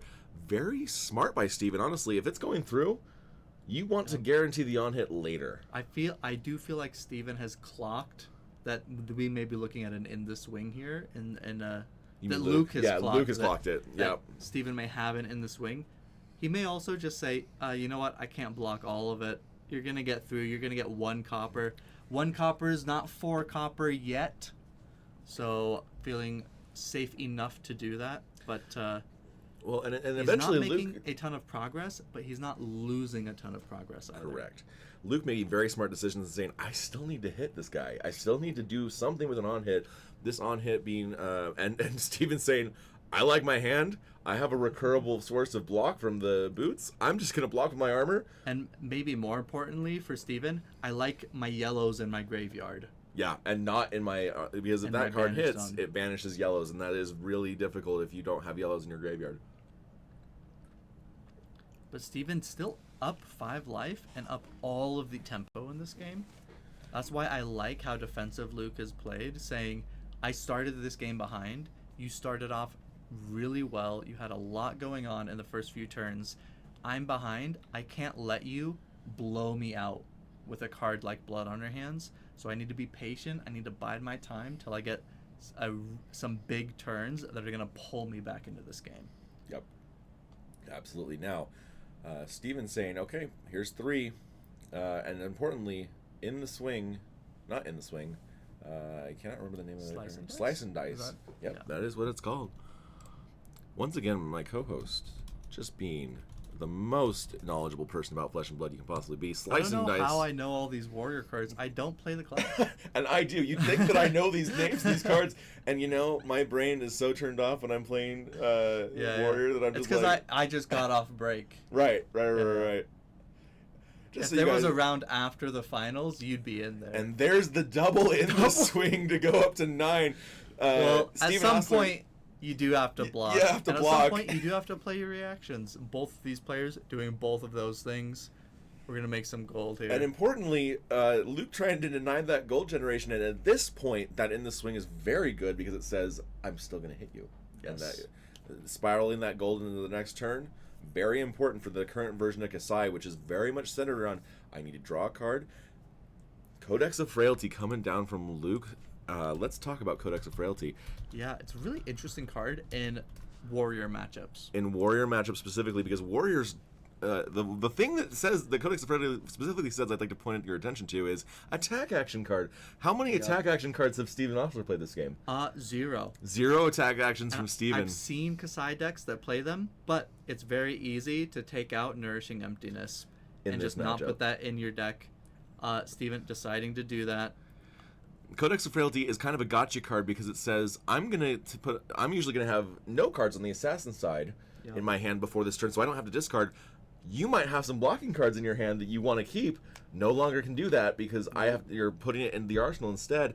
And usually Luke, an assassin in general, saying I'm gonna play a very Also, cool card. denying one of the most powerful things that assassins get to do with Codex of Frailty, which is on a 1-card hand, play it, and then play Leave No Witnesses. Correct. To give you an arsenal, and then threaten your arsenal with less cards to block with in hand. Correct. And Steven not doing that every turn means that Luke on these codexes is just getting a red 0 for 3 attack. There's no arsenal to threaten. So he can kind of just set up his hands. That's what I was going to mention. Like, Codex is also just a very good setup card because it also gives you a frailty. Like we talked about, it says -1 on those weapons, which means that second sword came in for 1, not 2 base, which is very, very important in the long game. Now, Steven is up 13 life right now. The difference between Syndra and Assassin, because it looks like Steven's got a great game plan going. I have watched Luke on stream. You guys watched Luke on stream earlier today be down 10 life and then see a Find Bonds of his way Agony back in. with Justinic and Tarantula Toxin in his hand. And I was standing right behind Luke when I saw that hand, and I went, that is incredibly powerful. So Assassin, incredibly good at turning games and life totals around very, very quickly. Yep. And we do have some disruption here on Luke's side, threatening to throw a dagger. Actually, he's already marked. We don't even need to throw the dagger. Correct. Threatening cards in hand. If we have a reaction, it's looking like a discard. Oh, he's playing with it like he's toying with us. Yeah, He's trying to make you think. Oh, there it is. is. It's a +3, which means that it is 6. And It is Steven that all immediately you got. saying, that all you got? Hey, There it blocks for 3 and says Also blocks your reaction. also blocks your reaction. It doesn't need to draw you the Such a card. good Sometimes it card just in needs this you to do matchup. exactly what it just did, which is pump that defense up by 3 and not lose the on hit, conserve your life total. And I really feel like Luke needed that space. I believe, He needed those cards to buy him some space in this game, and they just didn't. Every time Luke seems to have anything in his hand, Steven has an answer. And here he is with a 4-card hand and a 9-life lead. To those asking me today, because I've talked about Kasai a lot today, and I had some people downstairs asking me, guys, why is Draw Sword in every Kasai deck right now? Well, let me tell you guys. I'm going to pull it up for you, and let's read the card together. Your next warrior attack, it's +3 and draw a card, and it costs 3. Everybody I've talked to has said, oh, it's so awkward to play. It's so weird to play. Notice the game plan that Steven has employed the entire game. Yep.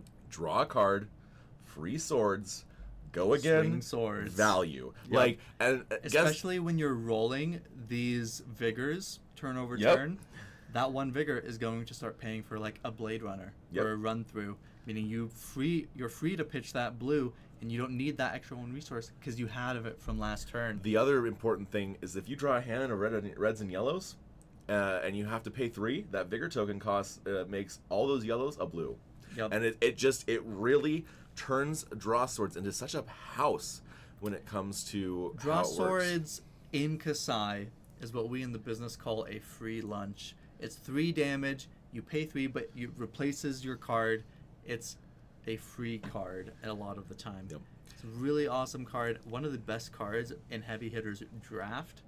I know a lot of my players that I was learning that format with thought that Draw Swords was the best common in the set easily, Yep. and better than most rares in that set. And it's really just no surprise to me that this card has become kind of a mainstay staple for Kasai.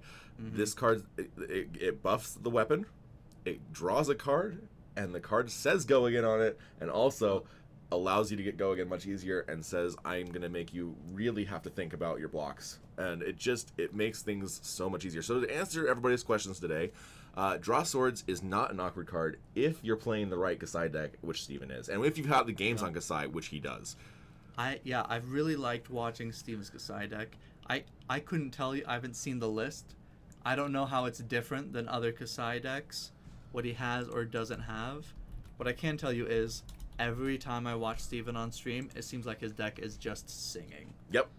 Now, importantly, Luke has finally found the space he needs. Proggy Doggy is what they call it up in Portland. Persuasive, Really? yeah, Persuasive Prognosis. One of the premier cards from Part the Mistveil, and Slippy loves this card. It says, I'm going to look at the top card of your deck, I'm going to banish it, I'm going to gain some life, and I'm going to banish cards from your hand as well. Yep. It is a house in this deck, and Slippy finally maybe finding the thing he needs to kind of get back into this game. Unfortunately, I did go through, but we are still at a 10 life deficit. We are at 10 life Steven deficit. Taking all that damage, taking all that disruption, not caring. Well, and I don't think that that Luke banished an attack or an action card because Warriors. Oh, did he miss? He missed on he banished 2 reactions. He banished a Blade Flurry and an In the Swing, which means that unfortunately, Persuasive Prognosis needs action cards to gain life, and he didn't find Yeah, did he any. even banish a card from hand? He did. He banished 2, and they were both reactions because the only red card in the hand was a reaction. Okay. So we're seeing the yellows come out to play. We're seeing yellow Outland Skirmish and yellow Sharpened Senses. Sharpened Senses, once again, proving itself in every way in this matchup. Sharpened Senses really is such a cool card. If you can combo with Blade Flurry or with a front pump like Outland Skirmish or Draw Swords, it immediately gives things go again and just makes their turns even more potent. And importantly, it's a yellow block 3, which is again something that's so important to get into your graveyard. And so it's just a great card. 3. This card has looked really impressive to me in Steven's deck for the consistency that it gives him. Yep. One of the, being like a 2-value yellow card, but it's not just 2-value because it's making your swords attack for 3, which when they block with 1 card from hand is going to pump it to 4 a lot of the time. Yep. It's giving them go again. And here's what we're seeing from, not to interrupt you, Isaac, but we are seeing the Codex of Frailty into Leave No Witnesses, forcing at least one card out of Steven's hand and giving Steven that ever so scary Frailty token, which means that his weapons are coming in for 1 this next turn. Are coming in for less, but we did see he blocks it with the Valiant Dynamo. The 4 break point, he's not worried about at all in this matchup because he's swinging with 2 swords every turn. He gets 1 free block on Valiant Dynamo every turn, and he just doesn't care. Every question that Luke asks him, he has the perfect answer time and time again. And yes, we have talked a lot about how Steven's deck is kind of humming today. I want to talk a little bit more about Luke as well. Luke is an incredibly good player, and he has been playing a really rough game, to be honest with you. A very one-sided game, it feels like, extremely well. Now, I really admire Luke's patience in this game. Yes, absolutely. If I were in his shoes, I'm pretty sure I'd be dead 4 times over. The amount of pressure coming his way is very high. That can't be understated, but he's been very patient. He's been blocking a lot, playing out 1-card hands, feeling things out. He's playing his codexes. He's blocking with 3 cards, playing a codex, getting his ponder. Yep. He's taking advantage of every opportunity his deck will give him. Luke just has his foot on the gas. Steven has his foot on the gas. Yes. Yeah, okay. I'm getting my names backwards. Listen, see, you're getting your weapons backwards, and I'm getting my names backwards. And it's okay, because you know what? We're all friends here, and we all have fun. Just to let you guys know as well, Luke is a Guardian player at heart, and it's very, very interesting. At least he has been in my experience. He plays a lot of Betsy. He loves that game plan. And Luke's saying, I'm going to play something different. And you're seeing the discipline of what blocking and knowing how to block, playing slower decks. You're seeing that translate so well into a deck that plays a lot more aggressively. But Luke is so good at saying, I'm going to still be disciplined. I'm not going to just, like when I play an aggro deck, I just go, here's my hand every turn, and I'm going to die in 5 turns because I don't block. And Luke's saying, no, I'm playing an aggro deck, but I'm going to block. I'm going to play it a little bit slower. I'm going to play it a little bit more methodical, and eventually I will find the turning point. And that is what we will eventually see, hopefully, in this game to get the life totals a little bit better. Right now, though, Steven coming in with another Spoils of War. Unfortunately, that frailty is really making things hard for him because it comes in for 3 instead of 4. Those breakpoints and Luke using his reactions and his non-attacks to cover those 3 breakpoints. Did we see? We saw blood on our hands this turn. So Luke, in previous turns, spent so much time preventing Steven from getting those coppers, and now Steven playing a blood on our hands with 3 copper, not 4, which is, as far as I understand, kind of the magic number for when it starts to look really good. Yep. At 3, it's a little bit awkward, but threatening to make new copper this turn. Yep, and Luke's saying, hey, I've got 2 reactions and a defense reaction in my hand. You're not getting anything, man. And again, I think this might be the point where Steven starts to say, I don't know how much I have left. Like, he has put a lot of his foot on the gas, but this is the thing about Flesh and Blood. If you put on your foot on the gas early, your tank is limited. Your tank is a limited resource. Your deck is a limited resource. There are still some power cards left in his deck, but I've seen 3 in the swing, 3 unsheathed, 3 Spoils of War, 3. Like, you're starting to see Steven go, I don't know that I have the gas left in the tank. And this is where Luke's discipline is going to maybe so patient, just arsenaling a card, marking this turn, saying, you know what, I can take advantage of that mark later. I don't need to do it now. Yeah. And unlike Mario, Slippy just says, I like the mark token to sit there for a while. Yep. Until it matters. Yep, just being patient. It is one of those things about a game like Flesh and Blood that you can take solace in when you are being beaten down. I've seen so much power out of your deck. That you must be running out. Right. I know that at some point I'm going to get a window and I'm going to see my power, and that's when I can put my foot on the gas and start pulling my way back. And notice Luke using the stink belows and things very effectively, saying, I'm going to take a little bit of damage here and you can have your copper back. You've seen blood on your hands. You get go again, all that stuff. But importantly, he's pitch decking. And that's something you learn playing those slower decks that translates incredibly well into these aggro decks. So we'll see. Luke might just say at 3, he's seen all 3 in the swings. He knows all 3 are gone. And that's really the main back pump that you'll see on these decks. So Luke might just say, this is my time. He has a 3-card hand. Let's see what he can do. And I will say, I was on the floor going back and forth between some of the other top 8 games. And I do know that last round, Luke won his game by fatiguing the Verdants. Which is absolutely a thing that Assassin can do. It's a thing that Assassin can do. It's not something people expect from a deck like Slippy, but Luke's showing that he has the tools. He knows the game plan. He can make that happen if he needs to. Luke is an incredibly smart player, and eventually Steven's going to have to start using his life total as a resource because his deck is getting incredibly thin, and here's where Luke starts to go, my on-hits are going to banish cards off the top of your deck. And that's a blood on our hands. That is a blood on our hands. Honestly, not that bad of a banish here for Steven. He didn't draw the card, but hey, that's a huge win, I think, for Luke, saying that's one more combo turn you don't get this game. Well, but I think if you're Steven, you're not that worried about that because you have 1 copper, and Luke has stopped you from getting copper all game. Yeah. Your Spoils of War, they're gone. And I believe, is that the 3rd blood on our hands. That is the That third blood is- on our hands. that's Steven's out. saying, I'm done with this card. It's not going to And work now. Now, if you're Luke, hey, you could have all the copper you want. And again, It this doesn't is- matter to me. Steven does have some power left in his deck, but importantly, he doesn't have the combo potential anymore. Yep.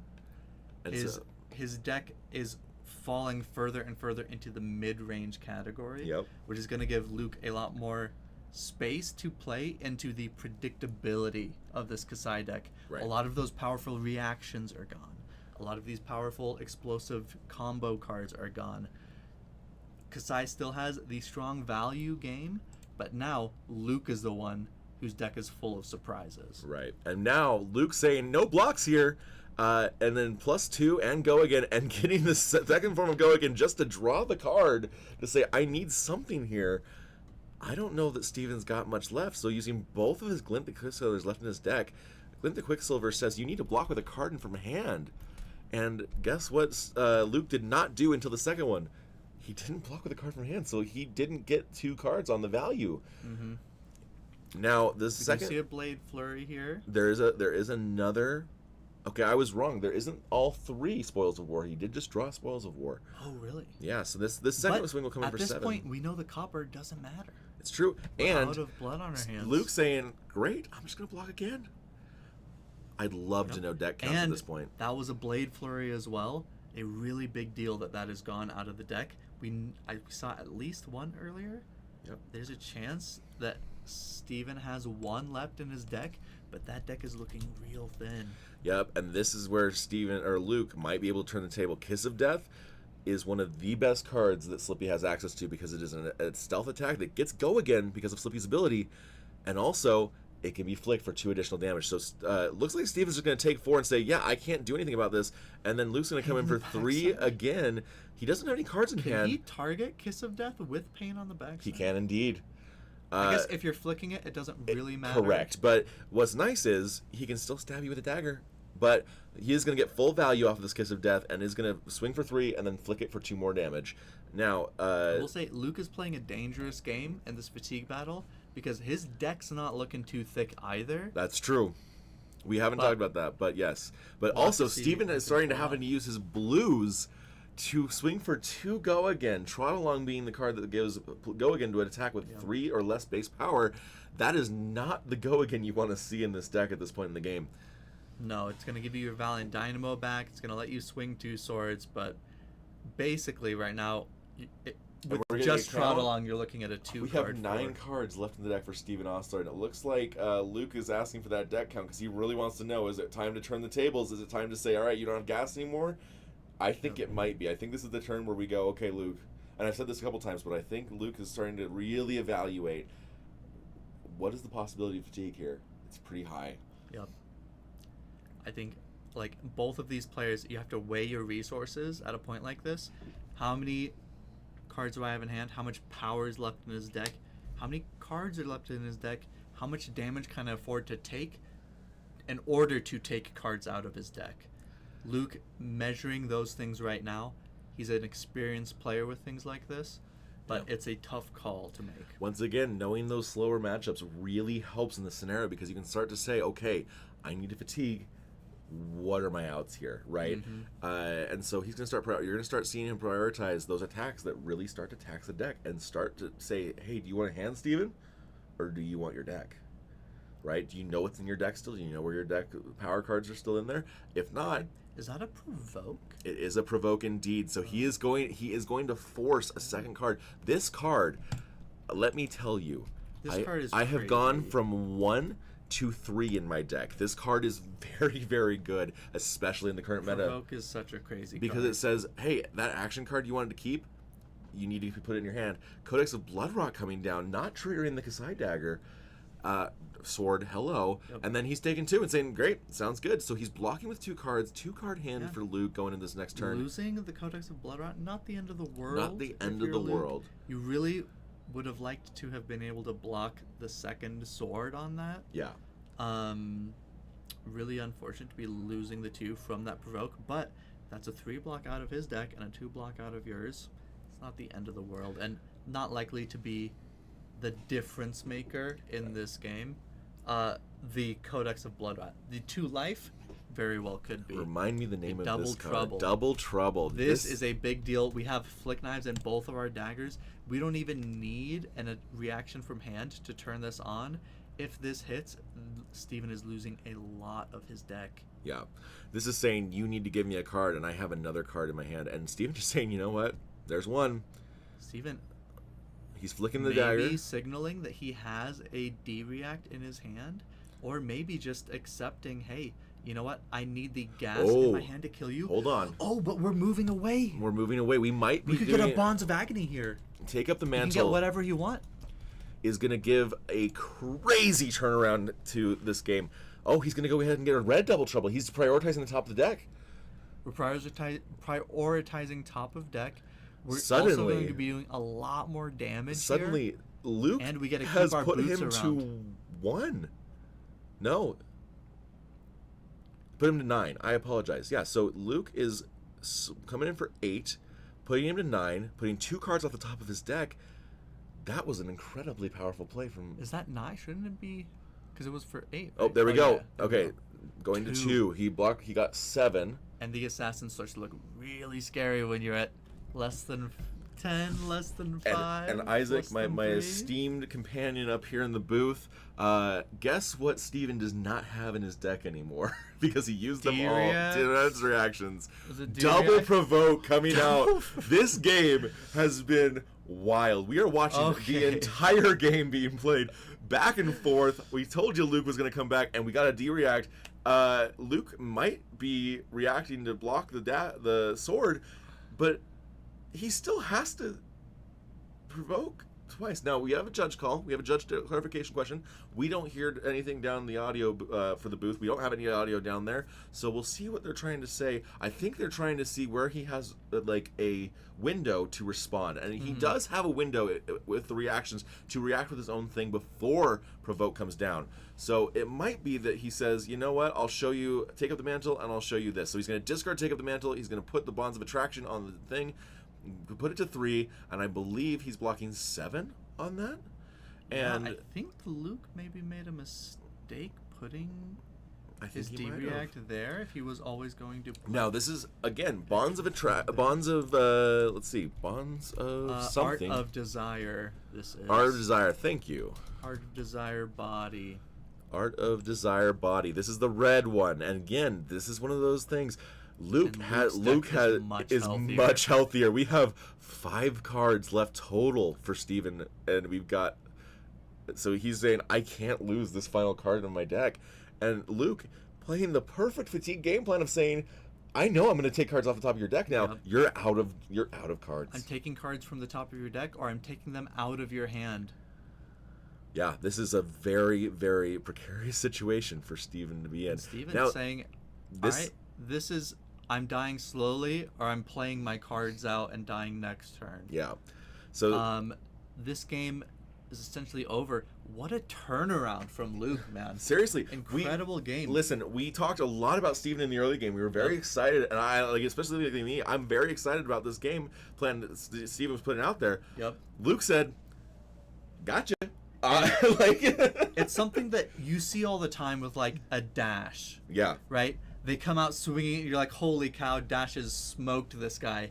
And then 15 minutes later, you're like, wait, what happened? They haven't taken damage in 15 turns. Yep. They ran out of gas. And it's not very often that you see that from a warrior. Yep. Being able to do that in this matchup, incredible game from Luke here, man. Yeah, Luke being very disciplined and just saying, hey, listen, I'm going to swing my weapon for 1. You're at 2. You can't go to 1 because I have a weapon still, and Flick Knives will deal 1 damage to you. Oh, there's the last spoils. There's this last spoils where this is Steven's last turn. He's got 1 card in hand. All we have to do on Luke's side is not die. And I think Luke is going to say, yeah, I'm not going to die here. I'll take 1. You can have your copper. You got no way to use it, so you can have your copper now. Luke's saying, yeah, I'll block with my non-attack, and then there's 2. And this is the point, I believe, that seals the game. Steven at 2 cards. Luke knows he's got 1 card in his hand, and it's not in the swing. Importantly, not in the swing. And also, even if it was, Luke is not in lethal range. He knows that. Yep. Still being disciplined and saying, you know what? I've got 9 cards in my deck. You have 2. So I'm going to say, I'll block it. You know? Can swing his dagger. And he's gonna swing his dagger again and make him give the armor again, and just say, "Yeah, here's Command and Conquer for 6." And Steven saying, "That is game." That's and game. we see Wow. Luke pull off an What a game incredible from Luke. victory from Luke Snuck into top 8 on the back end of a great win in round 6. Yep. There were other 4 and 2s who didn't make it. He slid in there, and he is showing that he deserves it. He deserves. I mean, that was one of the most the cleanest games that I have seen Luke, like any assassin, play into a deck that should have a pretty good matchup into the aggro plan. Absolutely. He just said, "You know what? I'm gonna play it slower. I'm gonna play slower than you, but I'm gonna beat you because I have the attrition that I know is coming in my deck." Yep. What a turnaround from Luke! It's not Luke. an easy matchup. He navigated it well, and the Kasai deck started out really hot. Really hot. It looks like it bad. might have been yeah. a foregone conclusion early on in this game. Yep. And Luke just being patient, saying, "No, it's not. There's a limited number of power in every deck. I'm gonna wait until mine comes around. Yours is gonna pass by. Yep. And I can make it out of this game," and he does. Yeah. Listen, Great to the performance people there. watching at home, I'd like to formally apologize for being a Luke hater and saying Kasai is the better deck. I've never been a Luke hater. I've never been a Luke hater specifically, Luke. but I loved Kasai, and you could hear the bias all through that game. I love that deck. Steven played an incredibly good game, and unfortunately, didn't get there. Kasai is one of the, it's recency bias. I've been playing it a lot. It's a very cool deck. Yeah, play it. It's an awesome deck. It's an awesome Kasai's experience. a really awesome deck, and Yeah. it's very rare. Like, I didn't know that Kasai could run out of cards like that against a deck like Arachne. Yeah. I just didn't think it could happen, and I was wrong. I saw it happen. You saw it happen live here today at Game Grid Lehi. Listen, we've had some incredible games today. We've had a really fun lineup of matchups, and we're waiting to hear back on what the finals is going to be. We know that Luke's in. We're waiting to hear back on a very slow matchup of Verdance and Kano. It has been the 3rd time that Alan has played this matchup today, so we think... What I understand is one of those slow, let me pitch, stack, and kill you games from Kano's side, and I hope that you die and I kill you before you get there from Verdance's side. But we'll see. We'll see. I heard another Verdance say it's doomed. Yep. You can't win. But Yep. Ashley's had some slow games go her way against some Jarls and stuff. Yeah. Maybe she can combo off the Kano before the Kano has that window. Yeah. We'll see. We'll have to see. Let's take a look here at the chat. I'm gonna go ahead and jump in and see what the finals are gonna look like here. Top 4 has been updated, but not top 2. So let's see here. I'm going to ask Eli, who is downstairs. Eli, we have had 2 people up in the booth and 1 person downstairs being our liaison down to the stream. I'm going to go ahead and ask him any updates on the Kano game, and let's find out. Isaac, any last words on that match? No, I think Luke is cute. Can I say that? Yeah, I think you can say that. I think Luke's a dang cutie. Yeah, he's awesome. I like when we play. It's always great to see Luke at an event. Yeah. A well-deserved win. He's been a really solid, very consistent player for a long time. And it's cool to see him performing so well. Yeah. Steven, we've been hyping up Steven every time he's been on stream. Absolutely. His Kasai deck has been singing. You can tell it's very refined. It's exactly how he likes it. Yep. And he knows how to play it. Yep. Very, very good, Both solid of these players player. have had really, really great runs today. One of the things that I've loved about this top 8 personally is because I've been fortunate enough to cast and watch a lot of the games today, the consistency of just making the right decisions on every end, right? Steven coming out the gate hot, really, really punching out and saying, I'm going to punch out the gate, get you down. And again, on the flip side, Luke just saying, sure, okay, I'm going to make the right decisions to win me this game and get me out of this. And he did. Yep. And in the top 8 matchup, Ashley, I'm going to play really slow. I'm going to pitch stack again and again and again until I know that I have you on the ropes and I can kill you with a combo turn. And Kelsey saying, I'm going to hit you as hard as possible, and I'm going to make some very smart decisions in the late game to delay what you want to be inevitable. I'm going to make it as hard as possible for you to do that. So again, overall, fantastic matchups. I'm sure the finals, with the amount of consistency we've seen today, are going to be really, really fun. I'm really excited. No matter who wins, Ashley or Alan, we're in for a treat in this final game. Yeah, I'm excited. I think it should be good. I would love to see another Verdance game. I'd be very curious. I don't think we've had Kano on stream yet. We haven't, and we've It'd tried. be fun to see that on stream. We've tried, but unfortunately, the rounds that we've wanted to hasn't worked out. We've just had some things come up with the way that deck checks have gone, the way that matchups have gone. But Alan, one of the mainstays here in Utah, he is one of those people that he plays Kano. You know he's coming to an event like this, and you know he's bringing Kano, and you know there is not much you can do if you sit down journey against him. for me watching Alan as a player, because he started out first getting into the game on Ninja, but immediately he was interested in Kano. Yeah.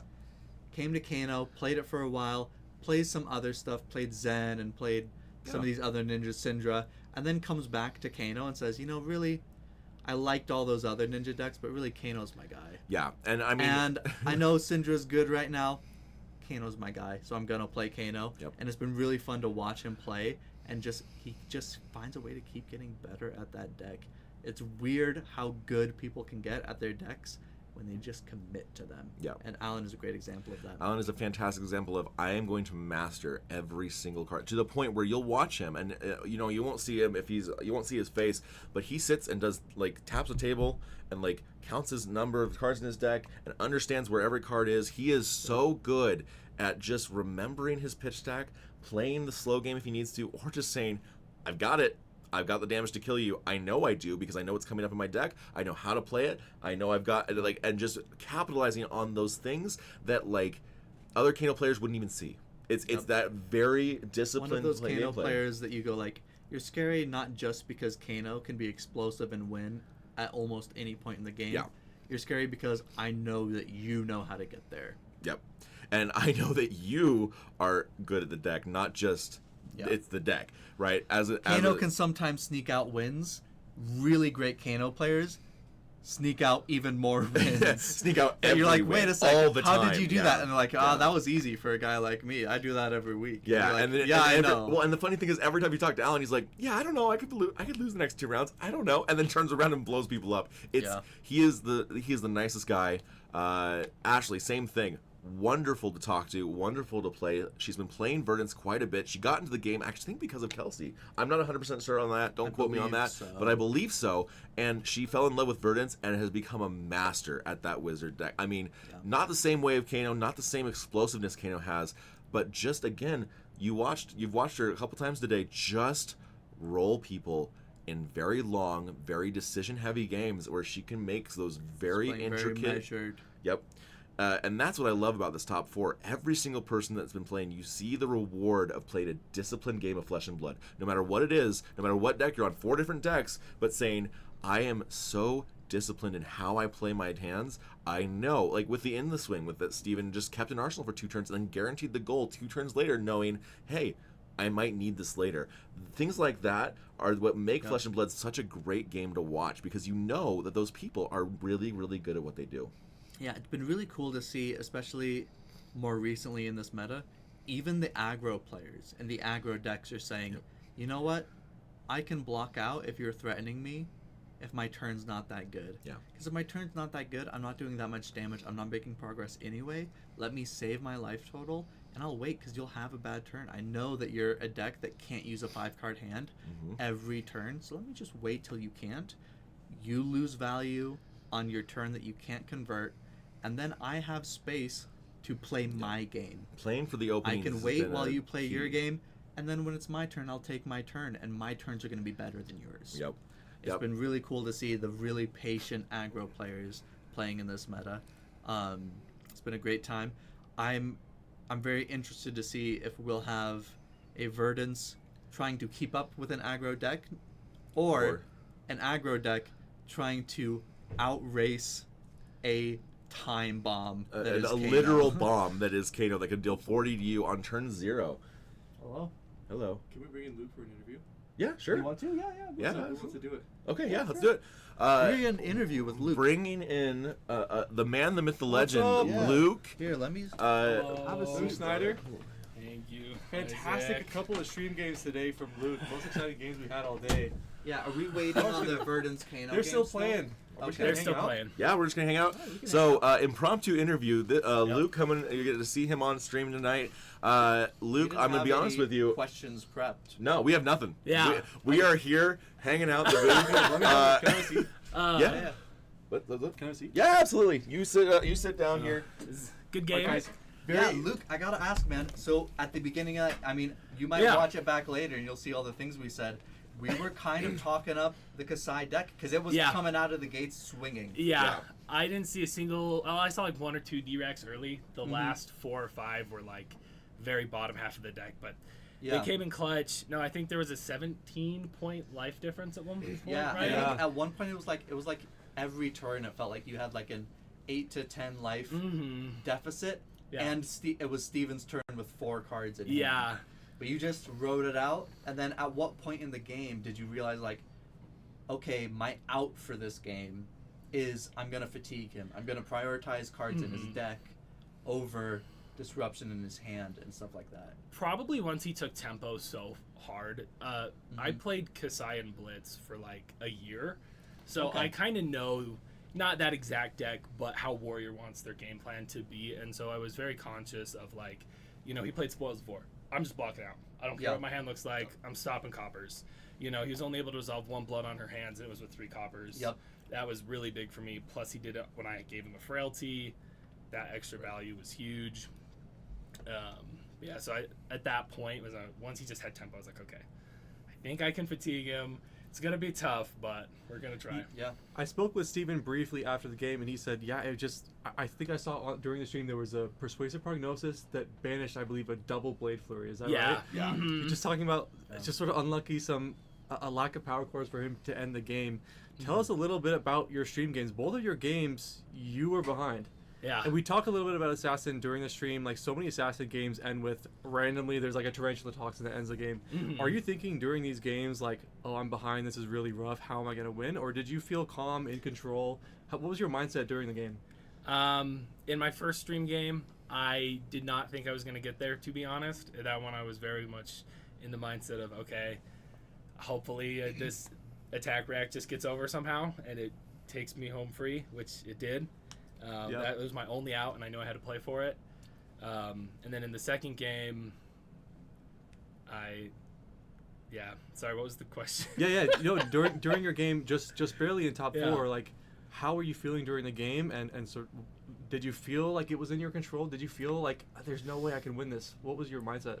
I knew there was a way out. There was of just, you know, straight up fatiguing him. You know, once he was down to like sub 20 cards. His threat density was down so low. I mean, I think he had a Spoils of War left, and the Sharpened Senses were kind of cool to see come out. You know, had a couple big turns there, but I knew I was just thinking, okay, if I can just keep him out, you know, he's giving up 3 cards a turn. Most of the time, I can give up 4, or maybe I can give up 3 and still send an attack, in which case he'll give me another card.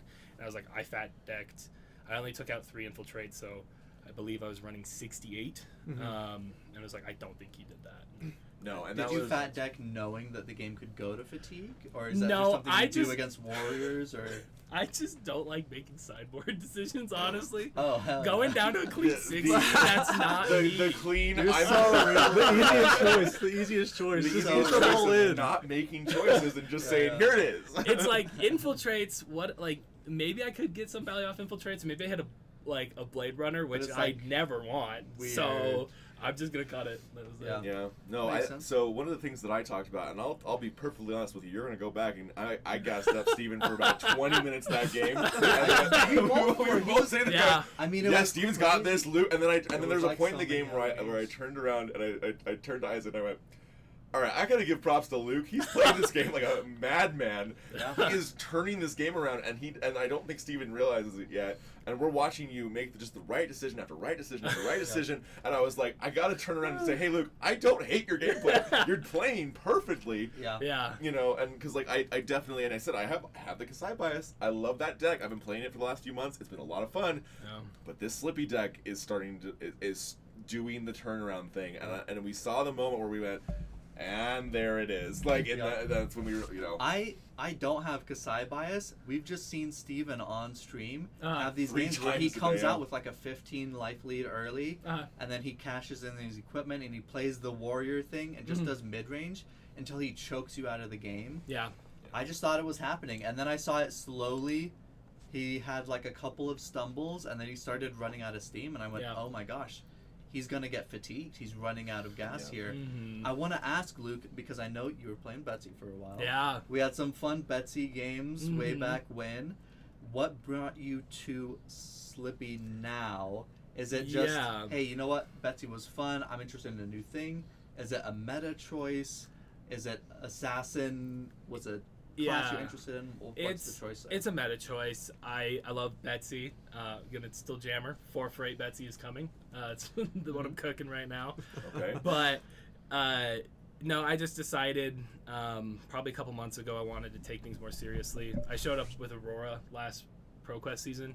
All of my locals were like, whoa, he's actually playing a meta list for once. What is this? Yep. And then I just figured, let's keep trying. I want to actually do well at some of these. Yeah. So why Arachne over maybe Syndra or Gravy Bones, which are the other two really like staple meta picks that we've seen? Yeah. So I'm a warrior main at heart, to be honest, and I love that Arachne has the you don't know what I'm doing strategy. There's the mind games involved. I can send bonds. They're gonna say, does he have it? Does he not? I don't know. And they kind of have to respect it, or they don't, and they might get blown out. And so just having that access to play on and being able to mid-range decently is really fun. One of the things that I mentioned and I wanted to talk to you about. So how with Betsy, right? You're playing a bit slower. You're playing a Guardian. Yeah. You're playing that slower game plan. Interestingly enough, though, with your background being slower decks, I think it and correct me if I'm wrong. Did it help quite a lot in this matchup today? Going, I'm okay playing slow. I'm okay playing a little bit I'm okay putting cards in front of this. I'm okay with choking you out of resources because eventually you'll run out of the ability to make those resources, and that's when I'll turn the tables. Is that what happened today in this matchup? Yeah, I would say so. It's that previous experience would be like, Guardian players, they could have that perfect crippling crush turn, right? 3 blues crippling, and sometimes they know the best option is a block 9 throw hammer. Right. And I kind of brought that logic into play. It definitely looked like you were very comfortable when you needed to block, and just being like, I don't want you to have copper, so I'll just block. Yep. Yeah, and I think that was the thing that really that we noticed up here in the booth was like and that was when we started talking about there's a real chance that you just fatigue is like you were being so disciplined on blocks, and it's such a combination to you and as your gameplay. You made the right decisions that got you here, and I think that you stayed calm. You didn't freak out. Like I was telling these guys, as an aggro player, like I'm not an aggro player at heart at all, and the mentality is I tried playing Syndra once and I was like, here's my hand return. I'm not blocking. And you just die because you just don't block. And I think that's something that's so important for even aggro players to learn is how to block, when to block, and how to do it right. And I think you just put on a masterclass for 45 minutes of just patient play and patient reward of eventually I'm getting there. So great gameplay today. Thank you. Luke, your next matchup, it's going to be Kano or Verdance, 2 wizards. I think I saw in your top 8 game, I know that you fatigued the Verdance you played against. How do you feel about those 2 matchups? Is there one you prefer? Is there a player you prefer? Maybe you really have it out for Alan. Or Ashley stole your lunch money. I would prefer Alan for sure. It'll be a much faster game. Be able to just throw. I don't want my whole top 8 to just be at fatigue people. I can do it, but I'd rather not. And with the Verdance one, it kind of comes down to, can I get some key banishes in to rip power cards from their decks, right? Mostly like Everbloom Life. Can I take that away? Can I take away their arcane damage? Because I'm only on so many blues, and eventually, 3 burn bears, it could be like 6, right? And I do not want to take that much damage off of that. Yeah, so with the Kano matchup, is it more of just like a send your damage and pray, or we'll see what happens, right? See if he gets. Let me ask this question because I don't. Because Alan and Ashley are still playing, so we can ask this question because they're not watching the stream. How much AB are you on? I'm on AB3 Spellvoid 3. Great. Okay, so you're playing the package. You're playing the normal package. So you've got the answers for both Kano and Verdance. Yeah. Okay. I I don't have anything beyond that. No Oasis, no Arcane, Yeah. whatever. But yeah, Bit of a coin flip Excited for it. of a matchup, Kano, if you run into it. Very different from the stream games where we've seen you play, where it feels like the most impressive thing you're doing is blocking well. mm-hmm. Can't just let you block. You don't have to block. You don't have to No. think about it.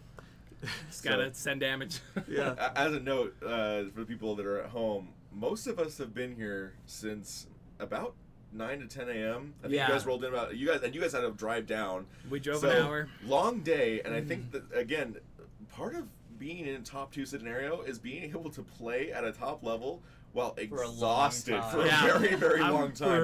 Like a How are you 10-hour feeling? day. Do we need to spike you an energy drink? Do we need a shot of adrenaline? Are we doing all right in terms of fatigue? Or Yeah, we're not judges, so we're allowed to be biased. Yeah, we're we're allowed to we just don't help care. you, right? Yeah. I'm good. I had a sugary snack earlier. I was like, I need sugar, and then Okay. a bottle of water. So what I'm running off of. Cool. And it looks like we are hearing from Damon on the floor. done. It looks like- Alan on Kano officially is Okay. the Gonna be winner. the Our next matchup. game So- likely not going to Pretty fatigue, quick. I would Gonna have be to fast. say. So, and thank you, ladies and gentlemen, for the patience as we get ready for our finals match. I believe it's going to be the two Brooks brothers closing you guys out. They started the day. They're going to end it. Kano player on this end. Cutie Patootie on this end. We've got a great finals match. Luke's going to go back downstairs. I'm going to follow him. I'm going to get everything set up downstairs.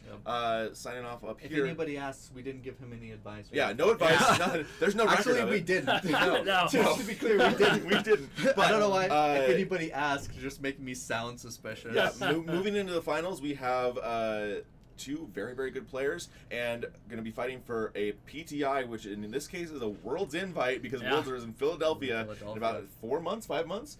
And that esteemed, coveted gold foil that everybody loves to see. So, back in a few minutes. Luke, if you win, are you gonna? Yeah, are you gonna open on stream? Play at Worlds? I am going to Worlds, so Dude. I haven't decided. I'm like, oh. Awesome. I mean, if you win, right? Yeah, We if I win. win, This is- I'm- Smoke this 'em is if a you got World's 'em. Invite. So, Yeah. Yeah. Well, good luck, Luke. good luck, Luke, Luke. Yeah. For the Thanks for stream, hanging out. good luck, Alan. Also, Yes, good luck, No. Alan. We He's love not you. here for us to wish good luck You're not. directly. Listen, Alan, I love you. I'm a Guardian main. I'm rooting for Luke. But I'm either not way, biased. we're gonna have a great finals match. We're gonna do a quick break so we can transition everybody in, and then we'll be back for the finals. Thanks, All right. guys. Thanks, guys. Thanks.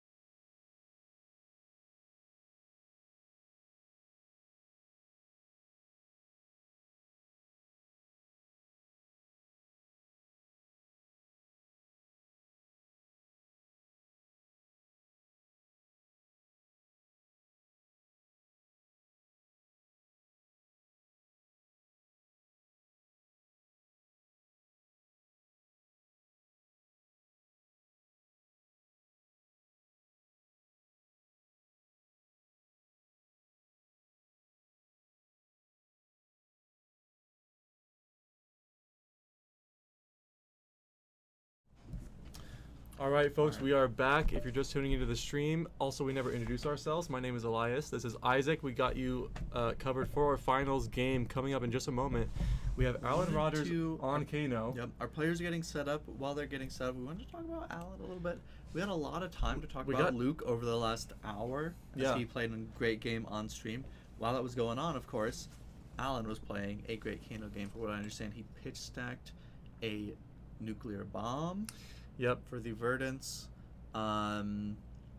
We did describe Kano when we were talking about the next match as a time bomb. Yep.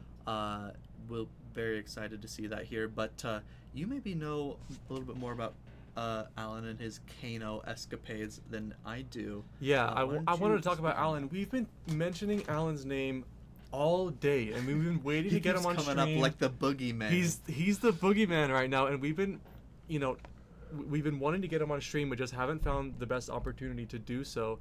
This guy in our local meta was really hot. Has been on an absolute tear for a year, longer than a year and a half or so. Yeah. I mean, the way I would describe Alan is if he's not winning the event, he's getting second place.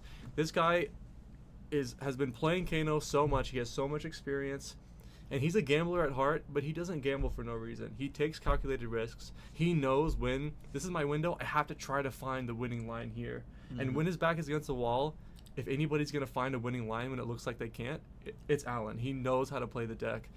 He's such a strong Kano player. We haven't seen him all day, and I'm really excited. I'm really excited for this finals game. As well as Luke has been playing, we've seen him on stream, as well as I know Alan has been playing. I've played against them before. I think this should be a really good game. I'm hoping it's one of those as knockdown, drag out as a Kano game can get. When we get a lot of action, a lot of back and forth. We get a lot of complicated decisions. You know, the last couple games on the stream, especially in the top 8, they've been slogs. We've been going long. This matchup, pretty quick. There's not a lot of defensive capabilities from either of these heroes, and we expect it to probably end pretty quickly. A bit of a change of pace, but Luke has just been so impressive to me on stream. So to get both of these players in the finals, I couldn't be more excited. But a bit of a different game than Luke has been playing the past couple rounds, where he's been playing slow. He's had to block from big life deficits, just really showing his patience. The most impressive thing he's doing while playing apparently an aggro deck is blocking really, really well.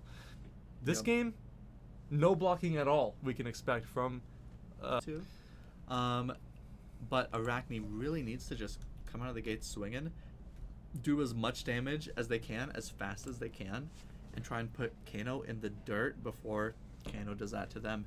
It is one of those matchups I'm always worried about a Kano game on stream, because I never know if it's going to be an hour game, a half-hour game, or a 10-minute game. Yeah. Kano really is one of those heroes where from either side, it could just be a complete blowout. Sometimes the Kano goes, all right, I'm going to play a little defensive. No, they get to low health and they say 4 reds, and they go, oh no. Yeah. And against a reaction deck like Arachne, that can mean instant death. But on the other side, Arachne doesn't have too many defensive capabilities against a deck like Kano, so we could see Arachne trying to pressure, trying to do damage, but Arachne doesn't do damage quite as fast as some of these heroes like Syndra, and we could see him just not get the kill as fast as he needs to, and Kano has time to find those 4 blues or 3 blues with their spells that they need to set up the big combo and finish the game. It can really go either way. It just depends on who sees what when, how fast they see it. But there's still a lot of play. I think a lot of players feel like there's very little agency in decision Kano games. making against playing I have not felt that way. I absolutely disagree. The more that I have played against Kano, the more that I have felt that I find windows to pressure them, to bait them, to try and get them to give me something more, try and play more defensive when I think they have something. And playing as an assassin, really, there's a lot of push the and name pull of the there. game is going to be what power cards can Luke find. You know, if you can force Kano to block a certain way early in the turn and then present a CNC that he can no longer deal with, you know, taking away a wildfire or another combo piece has the potential to completely swing the game in Luke's favor. You know, there are so many interesting decision points that could happen throughout the game. And what's interesting about Kano games is even if the game lasts 3 turns, there's probably going to be a lot of thinking, at least when Kano's on his combo turn. We're at least going to get some action during those rounds. You know, it's always funny when, like, there's an aggro mirror that is, like, one of the last games to end. It's like it lasted 4 turn cycles, but the players are just so focused. They've been taking their time because they know that they have that time to work with. Mm-hmm. Yeah, I find that aggro mirrors are really interesting ones to watch sometimes, especially when the players are willing to put some time in. Because both players in an aggro mirror, during, like, Swiss rounds, for example, they know they have time to think about what they're doing. Has the game started, by the way? No, I've been checking this. Okay. I'm just wanting to make sure our camera's not frozen there. Okay, looks like the players are We're moving finding our around seats now. We're doing good. But both players know that it's an aggro matchup. They have space to take time thinking. So I've had aggro mirrors in Swiss rounds that go to time. Just because both players, they know what's at stake. They know how quickly it can go wrong. So they both really take their time and be really measured. I'm hoping that we get some of that here.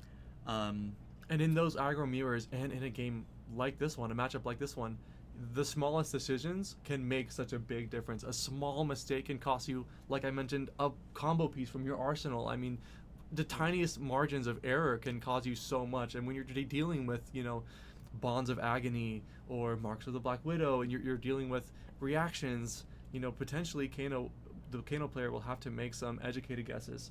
You'll have to make some decisions about what he thinks Luke might have. You know, it's so difficult to play against an assassin.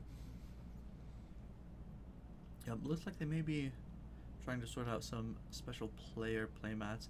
This is something, I don't know if you guys talked about this on stream, something very cool they did for this event. You see on these mats we got ProQuest plus Game Grid Lehi, or Game Grid, let's say 2025. Yep, ProQuest Plus Game Grid 2025. We can take actually a quick look just at the tables. You guys can see these playmats while nothing is on them.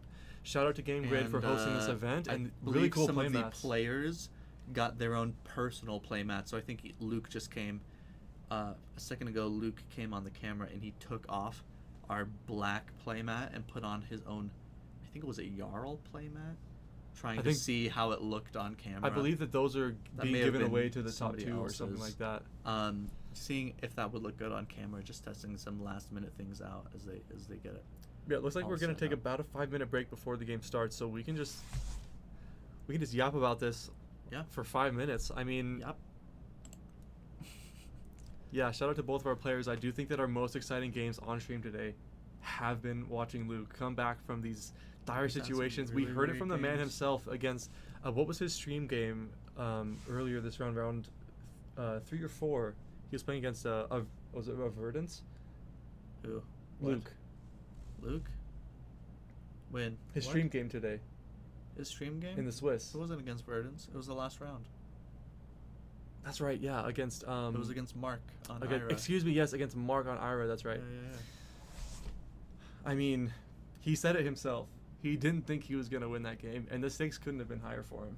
Yep. Not only did he sneak into the top 8, but he eventually made his way all the way to the finals. Off the back of kind of an insane comeback, it really felt like that game was over for the last 4 turns. Looks like we might be having some audio issues. Okay, test. This is not changing it, I think. Okay, we'll just turn this up a little bit, maybe. Like that. Okay, let us know if it's sounding any better, guys. We'll keep an eye on it. Thank you for letting us know. But yeah, Luke just really playing to his outs. We've seen it all day. I mean, so disciplined. Finding his outs and then playing to it. Yeah. And Alan, we didn't talk about him. We didn't see his games during the top 8, but he just made his way through 2 Verdance games. We heard Luke talking a bit about how his games are going to fatigue, and he would just like a quick one. Alan, I gotta imagine, could be feeling the same way. We're playing against Verdance. I think at least 3 times today. I believe once in the Swiss he played against Verdance. So a few Verdance games for Alan today. Yep. He's pitch stacking. We've got a slog. And we do have our players sitting down now at the tables. We'll probably go to the table. We watch them sideboard a little bit. Very importantly, neither of these players start at 40, though right now it does look like Alan has his life at 40. He's fixing it. Solved, problem solved. We wouldn't cheat. We wouldn't cheat on stream. Yeah, these players good to go whenever. Got the gold foil on the table there. Gold foil at stake here. Very exciting finals match. It feels like the perfect story here. Yeah, who do you want to lose? I can never answer that here. All right, well, listen, you shouldn't answer that because I thought in my head, what's the worst way that I can ask this question? And then ask it that way. Big fan of both of these players. I spent a lot of games sitting across from these players. It's always a delight. I mean, honestly, Alan, it's hard to call it a delight. I would call it more terrifying. I mean, this guy, no matter what the game looks like, he always has a win condition because Isn't that weird? It's crazy. I've seen here's one thing I've seen as many losers as I've seen winners. That's true. I counted. It's true. It's just facts, and we out here spitting facts. We're spitting facts. No, while we're waiting, do you expect anything different from our sideboarding for these players? I know Luke on Arachne planning on having AB3 Spell Void 3. That's going to give him a lot of potential defense against an Aether Wildfire, making the job of finding lethal much more difficult for the Kano. I think that's really valuable for Luke to have in this matchup. It does mean that Luke will have a little bit less options as far as reactions go for cards like Bonds of Agony or Double Trouble if he decides to do those. But if you're Luke, are you sideboarding anything out of your deck? I mean, the defense reactions for sure, right? Infiltrate potentially. Infiltrate maybe not getting a lot of value. Infiltrate. I could see those. I think if I'm Luke, I'm wanting to make sure that if I'm Luke, I'm wanting to drop down to 60 cards so that I have a higher density of blues. Exactly. I think Luke's game plan is be as aggressive as humanly possible. And I want to go over, while we have some downtime, a couple of combo pieces for Kano, just for those of us watching that may not be as familiar. You know, Kano's main game plan is play Aether Wildfire, play some other spells, draw some cards. That's a card that's not going to hit the sideboard, I would suspect. This card never comes out of Kano's deck. It costs 2 and deals 4 arcane damage, but if it's played on your opponent's turn, every action card effect that deals arcane damage gets plus X damage, which is the damage dealt by Aether Wildfire. Now, there are a few ways to buff Aether Wildfire to typically at least 6, sometimes even 7. But the big key card from Rosetta that really is allowing Kano to be relevant right now without tomes is Open the Floodgates. Open the Floodgates. If it surges, meaning it deals more than its base arcane damage, is going to draw 2 cards. So there are so many combos that we've seen Alan and other Kano players pull off where even when Wildfire only deals 1 damage, as long as the Floodgates are drawing cards, they go wide enough to eventually find 30, 40 damage turns off the back of a Blazing Aether. I will say, though, Eli, I did have a chance to play Alan at the Super Armory yesterday, and I don't think he played Open the Floodgates. Ooh. I don't know if it was in his sideboard. I think I maybe saw some blues, but I don't think I saw the reds or yellows. It is interesting. I would expect he has it in his sideboard for the longer games. It might be a card that he took out of his deck for a faster game like this. When we played yesterday, he was on some classic Kano Aether Wildfire Blazing Aether stuff. Actually, I think there's just been a couple of different archetypes kind of surfacing. For a while, just everybody that was playing Kano, sort of the more competitive version, was just, let's play 9 Floodgates, just all in on combo. Draw as many cards as you can. But I've heard, and I haven't been playing Kano, but I've heard rumblings of some old school Kano, like you mentioned, less focused on Floodgates. Just playing some classic, maybe some Aether Spindles, some Lessons in Lava. So we'll have to see. I did see some Aether Spindle yesterday. Very interesting. I wonder if Alan's still playing that version today, or if that's just the version he prefers to play for fun. I do know. We'll have to see. The last time I played Alan before yesterday, he was telling me about how he's been fiddling. Yeah, he had been fiddling with some switchboard type lists. Exactly. Where you can go back and forth between a couple of different archetypes. Exactly. I'll be interested to see if those archetypes came out. I assume, a Sonic Boom off the top. So we're for going first, turn and we 0 find a on Sonic Kano. Boom, which is nice. This is coming in for 4 arcane damage. Do we know who decided to go first or second here? I believe believe Alan, Luke was Alan eighth is a seed. higher seed, yes. So Kano deciding to go first. I think Kano likely choosing to go first because, first of all, you can find some arcane damage that's going through like this one, but really Find you some want to early just dig for potions. potions. You're digging for potions on turn 0. And yeah, speaking of the switchboards, I think you actually have it a little bit backwards where the switchboard is against the aggro matchups. You're playing floodgates because your surge effects are going through, and you just want to kill them as fast as possible. You just need one combo turn. And we do find a potion. And That's a immediately- really big deal. And a beautiful Los Angeles energy potion. There are now, with the new amulets, there are 4 energy potions effectively in the Kano deck. Yes, I mean, this turn 0 is exactly what Kano's looking for. Just set up a potion, do a little bit of damage, really just 1 here, but either way, the potion is all he needs to really ramp up his combo Kiss turn. of Death, that's a great start for Luke as well, though. Kiss of on the Death clap back. has the potential to 3 go represent a lot again. of damage. It looks like Alan's not trying to do anything on his opponent's turn this time around, and all the wizard cards really just block 3. Oh, How about a little CNC? CNC. Saying, I'm threatening that arsenal, whatever you set up, I don't want it to be there. Again, I think we see a Kindle in Alan's hand. This is one of the non-blocks on top of all the potions that he might be This running. is one of the big cards Kano's gotten in the last year or so. This is one of the things that really pushes Aether Wildfire over the edge, and it gives Kano space for some of these really big combo turns, these really explosive combo turns that lets him go a little bit taller on the arcane instead of being forced to always go wide. And it looks like Only Alan is blocking letting this 3. one through. Luke just flicking the Kiss of Death, Kiss doing of his due Death. diligence, presenting some damage. Looks like Alan not going to work too hard in order to protect this arsenal. So 5 damage altogether being taken damage from by the Alan. CNC. We'll see if he has any sort of response or if he's just going to let this arsenal go. 07 to your arsenal, homie. And I believe it was an Aether Spindle as well. So I'm really excited to see some mid-range cards come out because I know that many Kano players, and I don't know how Alan feels about this, but many Kano players don't enjoy the playstyle of the full open the floodgates strategy. People call it Unga Boonga or D-Gen combo is how they're referring to this game plan where all you're doing is playing potions and then comboing on 1 turn. There's no mid-range. There's no sort of slow turns. That's the entire game plan. Some Kano players, they miss playing the Aether Spindles. It's very interesting. We did see Alan just choose to pass on that turn. Yep. An arsenal card. I believe I saw a Kindle in his hand. Yep, and Kindle is one of those cards that we'll see Kano players sometimes hold on to, especially because it can't block. So you're a little less, you don't have a little less options. But this card has the potential, like we mentioned, to really present a lot of damage. You know, amping 1 and replacing itself. Really, when you have multiplicative A lot effects of damage like coming out of Wildfire, Luke here on this double trouble. really gains so much value when you play Kindle. It can. Now Luke just presenting damage, saying, I want to kill Kano as fast as possible. I don't want to give him more time to play potions, more time to find a good combo. I want to put pressure on him right now. Red Double Trouble is... You do have to wonder, though. Kano on his turn just passed an arsenal with another card in hand. You have to wonder what that second card is. Yeah. Is it a card he couldn't block with, but he also can't play? Yeah. Or is he holding on to a second combo piece, potentially? Oh, there goes a potion.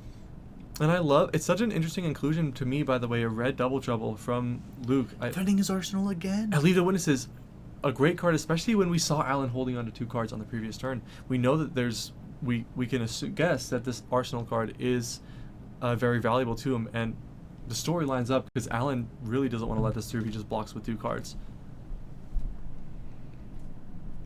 And it is, I believe, a Kindle in hand. He's actually going to play it on his, I believe, on his own action phase, if I'm not mistaken. Yeah, Luke is drawn up.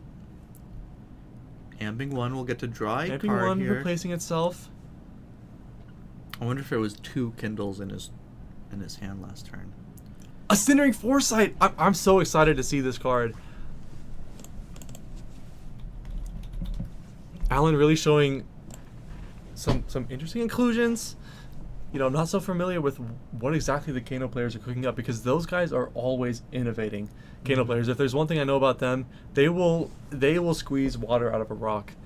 And I think that he just opted 3 and then didn't do anything else with this card. But I love this card to sort of tutor the top, like manipulate the top of your deck, play it on your opponent's turn as an instant, and also pump a spell by 1. Sort of an interesting card, but it's kind of expensive to play. We don't always get to see it come out, so I really love that card. One of my favorite classic Kano cards. Expensive in the sense of action points, right? Which really is the tax for Kano. Expensive on your combo turn, as in it costs a card. Right, it could be a blue pitch. If you're trying to combo with an Aether Wildfire, it costs you an entire card from your hand. It's an instant on your opponent's turn. I'm silly. But really fun card to play. That small amount of amping that it does. It's so fun to opt. Worth it playing Kano. For the Kanos, it seems. No, Slip Through the Cracks, just having Go Again on your first stealth attack means that Luke can always represent a bit of damage. Yep, and